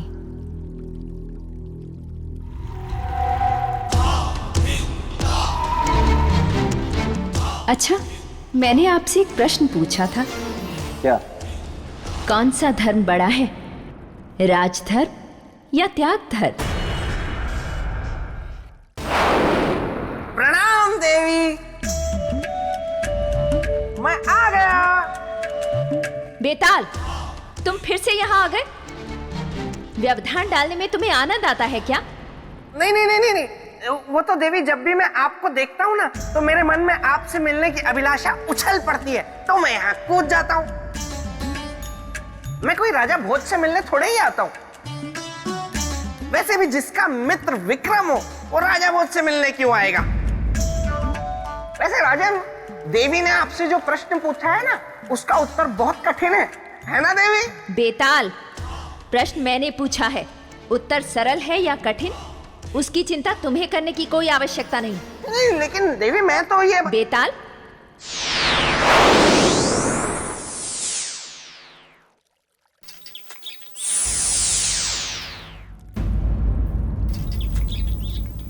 तो बताइए राजन, कौन सा धर्म बड़ा है, त्याग धर्म या राजधर्म? देवी, त्याग धर्म बड़ा है। किंतु एक राजा के लिए तो राजधर्म बड़ा होना चाहिए। बिना त्याग धर्म का पालन किए कोई भी व्यक्ति किसी भी धर्म के साथ न्याय नहीं कर सकता, फिर चाहे वो राजा ही क्यों ना हो। तेरी ऐसा क्यों? अरे मुझे सामान्य कर दीजिए, मैं उत्तर देता हूँ। क्योंकि त्याग धर्म ही व्यक्ति के मन से अपने पराये का भेद मिटाता है, सबको समान दृष्टि से देखने की शक्ति देता है। बिना त्याग धर्म का पालन किए राज धर्म का पालन नहीं हो सकता। देवी, अरे मुझे क्यों त्याग रहे हैं, मुझे ठीक कर दो। इसीलिए त्याग धर्म बड़ा है। बिल्कुल सही कहा आपने राजन। देवी, मैं आपसे एक प्रश्न पूछना चाहता हूं। पूछिए। पक्षीराज ने जो मेरे साथ किया उसका रहस्य क्या था? उन्होंने ऐसा किया क्यों? ताकि आप सिंहासन को प्राप्त करने की एक और सीढ़ी चढ़ सकें। हाँ, जिसका डर था वही हुआ। ये तो सिंहासन की एक और सीढ़ी चढ़ने की तैयारी में है और मैं यहाँ चूहा बना हुआ हूँ। ये मुंह में खुजली क्यों हो रही है? अपने त्याग धर्म के गुण के आधार पर आपने सिंहासन के और निकट जाने की क्षमता सिद्ध कर दी है। अब आप आगे जा सकते हैं।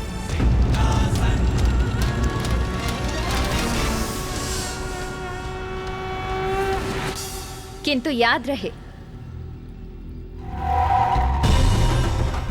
आगे भी आपको इन्हीं गुणों और योग्यताओं को बनाए रखना होगा।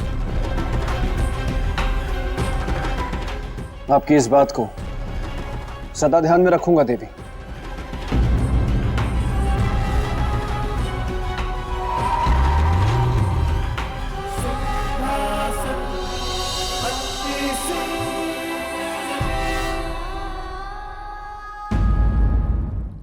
अपने त्याग धर्म के गुण के आधार पर आपने सिंहासन के और निकट जाने की क्षमता सिद्ध कर दी है। अब आप आगे जा सकते हैं।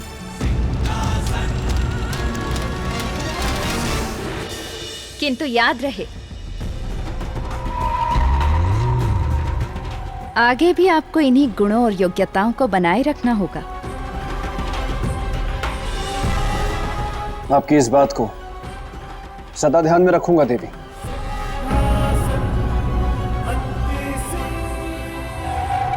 क्षमा देवी क्षमा, कृपा करके मुझे सामान्य करती जाइए। देवी, मैं सम्राट विक्रमादित्य का मित्र हूँ, मेरे साथ ऐसा मत कीजिए। ये चूहा बन के कब तक रहूंगा?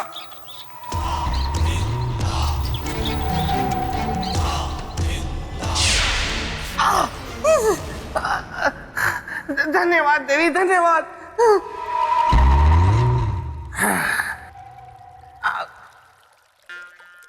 राजन, आप फिर से भ्रम जाल में फंसे। मैं अब भी आपको कह रहा हूं कि अपने मन में उठ रहे इस झूठे स्वप्न को भूल जाइए, क्योंकि आप कभी सम्राट विक्रमादित्य के सिंहासन तक नहीं पहुंच सकते। अरे देखिए, शुरू शुरू में परीक्षाएं सरल होती हैं, कोई बालक भी उत्तीर्ण कर सकता है, लेकिन जैसे जैसे आप सिंहासन के निकट पहुंचते जाएंगे, परीक्षाएं और कठिन होती जाएंगी, और जटिल होती जाएंगी, फिर आप उनका हल नहीं निकाल सकते। इसलिए अभी भी कहता हूँ राजन, मेरे साथ वापस निकल चलिए। आइए चलिए चलिए। राजन, राजन, राजन,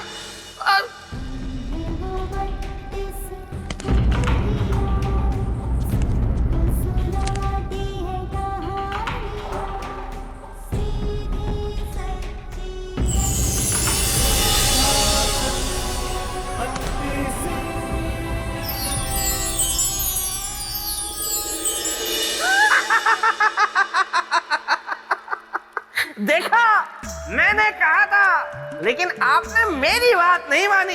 अब हो गई ना सीढ़ियां गायब।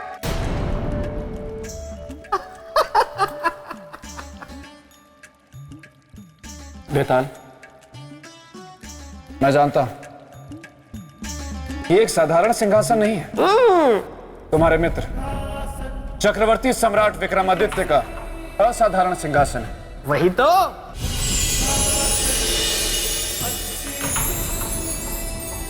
मेरा नाम है चंद्रकला और मैं इस सिंहासन में न्याय की प्रतीक हूँ। राजा भोज, आपका उद्देश्य मैं जानती हूँ कि आप यहाँ क्यों आए हैं, किंतु आप अपने उद्देश्य में सफल नहीं हो पाएंगे। बिल्कुल सही कहा देवी आपने। यही बात तो कब से मैं इन्हें समझाने का प्रयत्न कर रहा हूँ। मैं बेताल आपको प्रणाम करता हूँ देवी। हम आपको जानते हैं बेताल, लेकिन आप यहाँ क्यों आए हैं? जहाँ मेरे मित्र की चर्चा, वहाँ मैं। लेकिन आप बिल्कुल चिंता ना करें देवी, मैं एकदम शांत रहूंगा, कुछ नहीं बोलूंगा, क्योंकि जो मैं कहना चाहता हूँ वो आप स्वयं कह रही हैं। मैं यही हूँ। राजन, आप इस सिंहासन बत्तीसी को कभी प्राप्त नहीं कर सकते। परंतु क्यों देवी? मैं सिंहासन बत्तीसी को अपनी प्रजा के हित के लिए प्राप्त करना चाहता हूँ। आप मुझे अवसर दें, मैं किसी भी चुनौती के लिए तैयार हूं। चुनौती नहीं है, एक कसौटी है जिस पर आपको खरा उतरना होगा। मैं तैयार हूं देवी। तो सबसे पहले आपको चक्रवर्ती सम्राट विक्रमादित्य के न्याय के विषय में जानना होगा। अवश्य जानना चाहूंगा। तो सुनिए, चक्रवर्ती सम्राट विक्रमादित्य इस संपूर्ण धरती पर एक अकेले न्यायप्रिय राजा थे। उनके समान इस धरती पर और कोई दूसरा न्यायप्रिय राजा नहीं था। एक समय की बात है जब चक्रवर्ती सम्राट विक्रमादित्य के दरबार में आधी रात को एक महिला न्याय मांगने आई। हमारे साथ अन्याय हुआ है महाराज, न्याय कीजिए, न्याय कीजिए महाराज, न्याय कीजिए, न्याय कीजिए।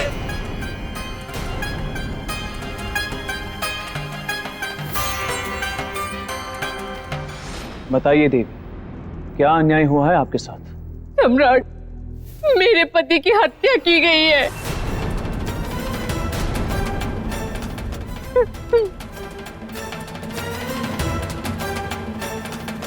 किसने की है हत्या, बताइए हमें। इस अपराध का कठोर दंड मिलेगा। क्षमा करें चक्रवर्ती सम्राट, मैं इस देवी से एक प्रश्न पूछना चाहता हूं। देवी, देवी यदि मैं भूल नहीं कर रहा हूं तो आप इस राज्य की निवासी नहीं। जी हाँ, आपने बिल्कुल सही पहचाना। मैं इस राज्य की नहीं हूँ, पड़ोसी राज्य में रहने वाली हूँ। पड़ोसी राज्य की? जी हाँ। अब तो न्याय के लिए आपको अपने राज्य के राजा के पास जाना चाहिए। आप यहाँ क्यों आई? सम्राट, वो इसलिए क्योंकि जिस तीर से मेरे पति की हत्या हुई है वो आपके राज्य का था।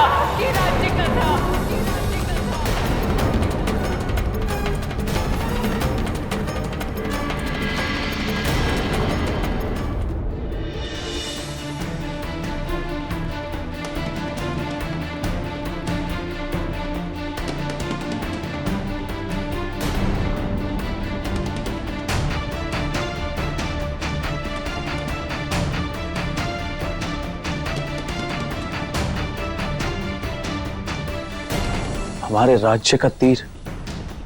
जी।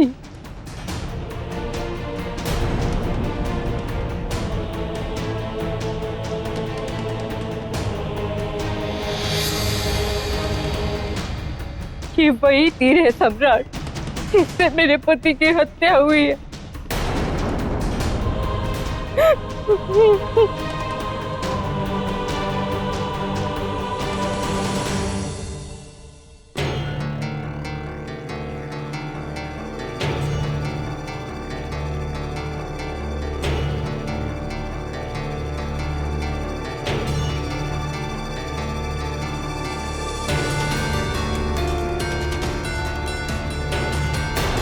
तो वास्तव में राजकीय तीर है। इसे रखने का अधिकार केवल उच्च अधिकारी एवं मंत्रीगण को है। इसने किया होगा इस तीर का प्रयोग।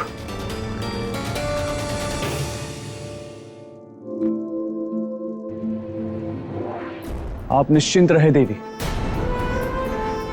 आपके पति के हत्यारे को अवश्य दंड मिलेगा। न्याय के मंदिर से आप खाली आंचल नहीं जाएंगी।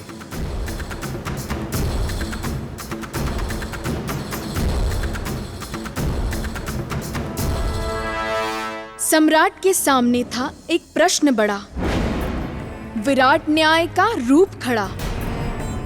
क्या हत्या थी केवल एक राजकीय समस्या? किसने चलाया होगा तीर जो बन गई एक अनबुझी पहेली, उस औरत की पीर? बोलिए बोलिए बोलिए राजन, क्या हुआ, बता नहीं पा रहे हैं क्या? देखिए, न्याय की परीक्षा के पहले ही प्रश्न में आप असफल होते दिख रहे हैं और आने वाले प्रश्न इस प्रश्न पत्र के बहुत ही खतरनाक और जटिल है ना देवी? अभी प्रश्न पत्र हमने पूरा खोला भी नहीं है। आगे क्या हुआ ये बताया नहीं है और तुम्हें पहले से ही ज्ञात है। तो तुम ही बताओ आगे क्या हुआ।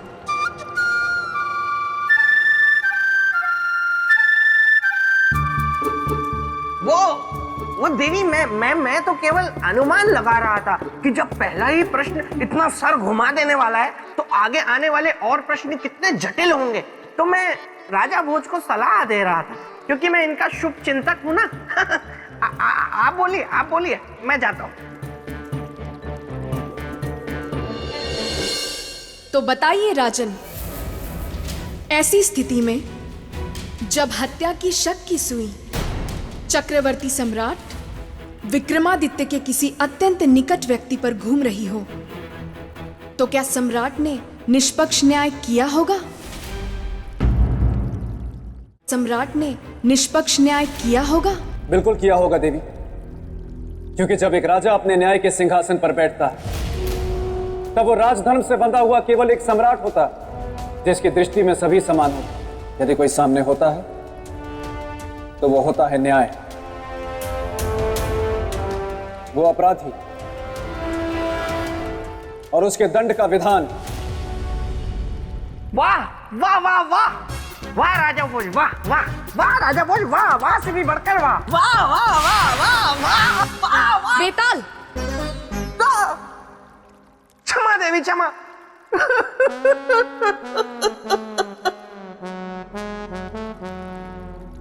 देवी, ये जानकर कि वो तीर राजकीय है और सम्राट के किसी निकट व्यक्ति ने चलाया है, तो सम्राट ने क्या किया?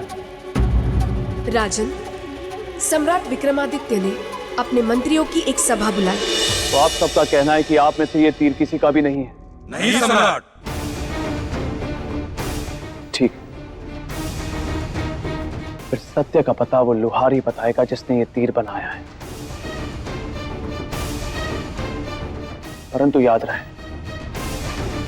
सत्य सामने आ जाने के बाद दंड दुगना और कठोर होगा। एक हत्या के अपराध का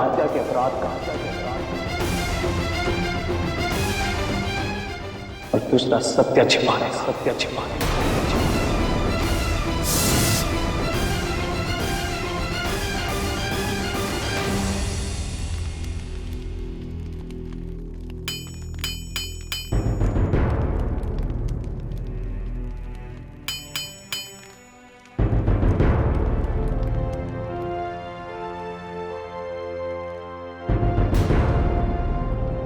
सम्राट की जय हो।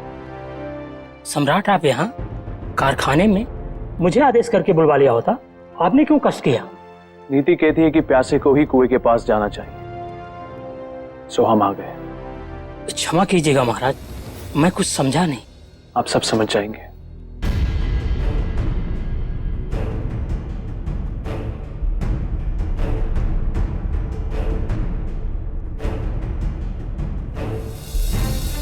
इस तीर को ध्यान से देखिए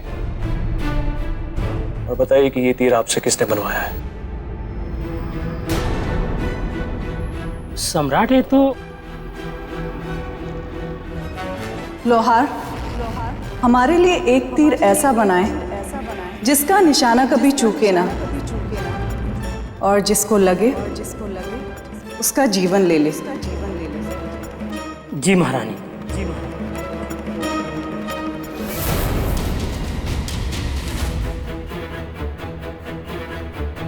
मैं आपसे कुछ पूछा? घबराए मत, आपसे कोई कुछ नहीं पूछेगा। आप केवल हमें बताइए। मुझे अच्छी तरह से याद है महाराज, ये तीर मैंने महारानी जी के कहने पे बनाया था। महारानी जी जब शस्त्राभ्यास के लिए गुरुजी के पास जाती थी, उस समय मैंने ये तीर उन्हें बना कर दिया था। देखा, न्याय की जैसी परीक्षा मेरे मित्र विक्रम के सामने आई, वैसी परीक्षा किसी के सामने ना आए। देवी कितने पते की बात कह रही हैं? बेताल, हमने सुना है कि आप प्रेत भूमि में रहते हैं। सही सुना है देवी। और हमने तो ये भी सुना है कि आप बहुत हट्टी हैं। गलत सुना है देवी। देखिए, अब सम्राट विक्रमादित्य की कहानी सुनकर आप फिर से भावुक ना हो जाए, इसलिए आपका प्रेत भूमि में वापस जाना आवश्यक है। नहीं नहीं देवी, ऐसा मत कीजिए, मुझे यहाँ रहने दीजिए ना देवी।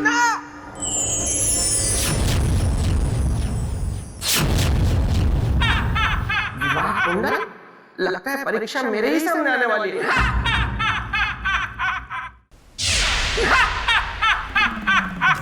अरे बधाई हो बेताल, बधाई हो, तुम्हारे विवाह का मुहूर्त निकल चुका है। अरे इस कोने से बाहर निकलो, देखो प्रेत लोक में कैसे विवाह की तैयारियां चल रही हैं धूमधाम से। तुम शायद भूल रहे हो विवाह कुंडल, मैं हूँ बेताल, गलने नहीं दूंगा किसी की दाल। बेताल, विवाह के लिए तुमने स्वयं हाँ कहा था, अब तुम नहीं कर सकते इनकार, करना ही होगा मुझे स्वीकार। आओ आओ सौंदर्य लेखा, तुम्हारी ही कमी थी, अकेली आई हो, अपनी सहेली को साथ नहीं लाई। कौन सहेली? आकाशवाणी, जिसने तुम्हारे कहने पे झूठी आकाशवाणी की थी और विवाह कुंडल के साथ मिलकर मुझसे धोखे से विवाह के लिए हाँ करवाई, और धोखे से कराई गई हाँ हाँ नहीं होती। अब और वो मेरे भाई शक्ति सुरमा जो बना देते हैं सबका जुर्मा, उनके सामने भी तो तुमने हामी भरी थी, विवाह के लिए हाँ करी थी। वो मेरी हाँ नहीं थी, वो मेरा डर था, और डर से और धोखे से करवाई गई हाँ नहीं मानी जाएगी। अब तुम लोगों को जो करना है कर लो, क्योंकि मैं हूं बेताल, गलने नहीं दूंगा किसी की दाल।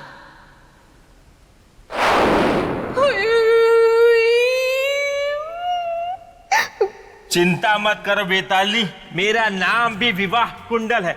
मेरे दिमाग में एक युक्ति है, कान यहां लाओ।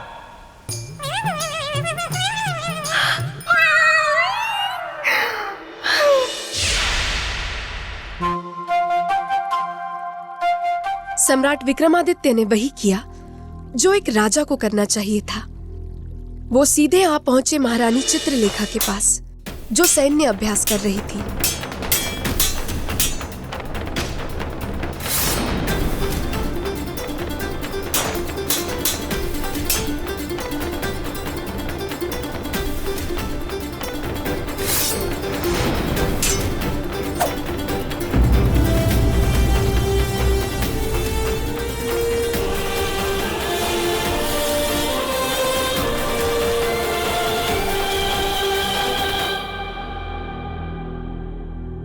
पुत्री, तलवार विद्या के साथ ही आज तुमने शस्त्र अभ्यास की सारी परीक्षा पूर्ण कर ली।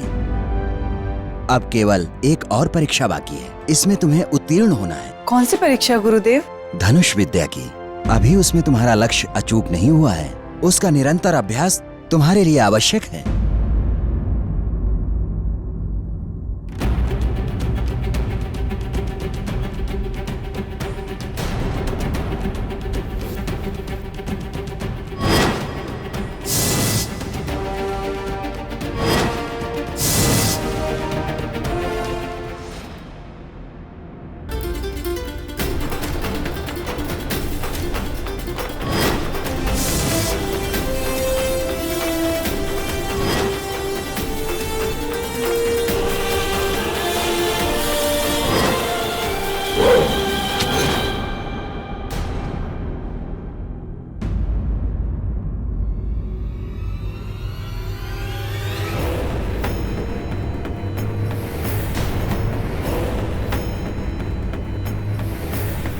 सम्राट, आप यहाँ पर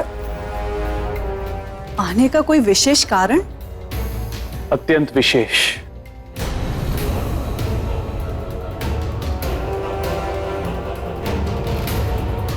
प्रणाम गुरुदेव।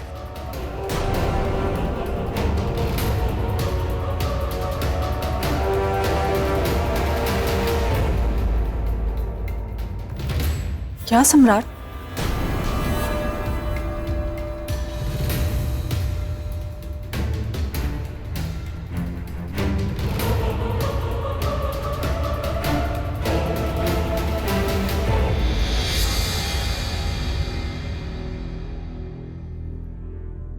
इस तीर को पहचानती आप?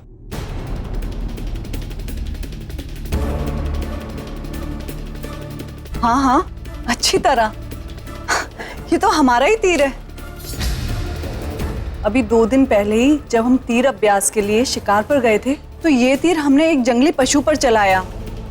पर आश्चर्य की बात ये है कि शिकार के बाद ना तो हमें कोई जंगली पशु मिला और ना ही हमारा तीर।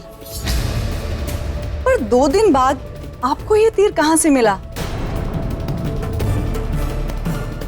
महारानी चित्रलेखा, जब तक निशाना अचूक ना हो तब तक ऐसे जहरीले तीर का उपयोग नहीं करना चाहिए। क्यों? ऐसा क्या हुआ तीर चलाने पर?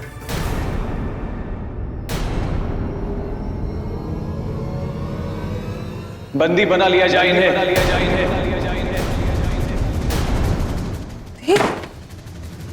किंतु हमारा अपराध क्या है? ये सब क्या है? आप हमें बताइए, हमारा अपराध क्या है? एक निर्दोष मनुष्य की हत्या की है आपने। हत्यारिन है आप, हत्यारिन है आप, हत्यारिन है।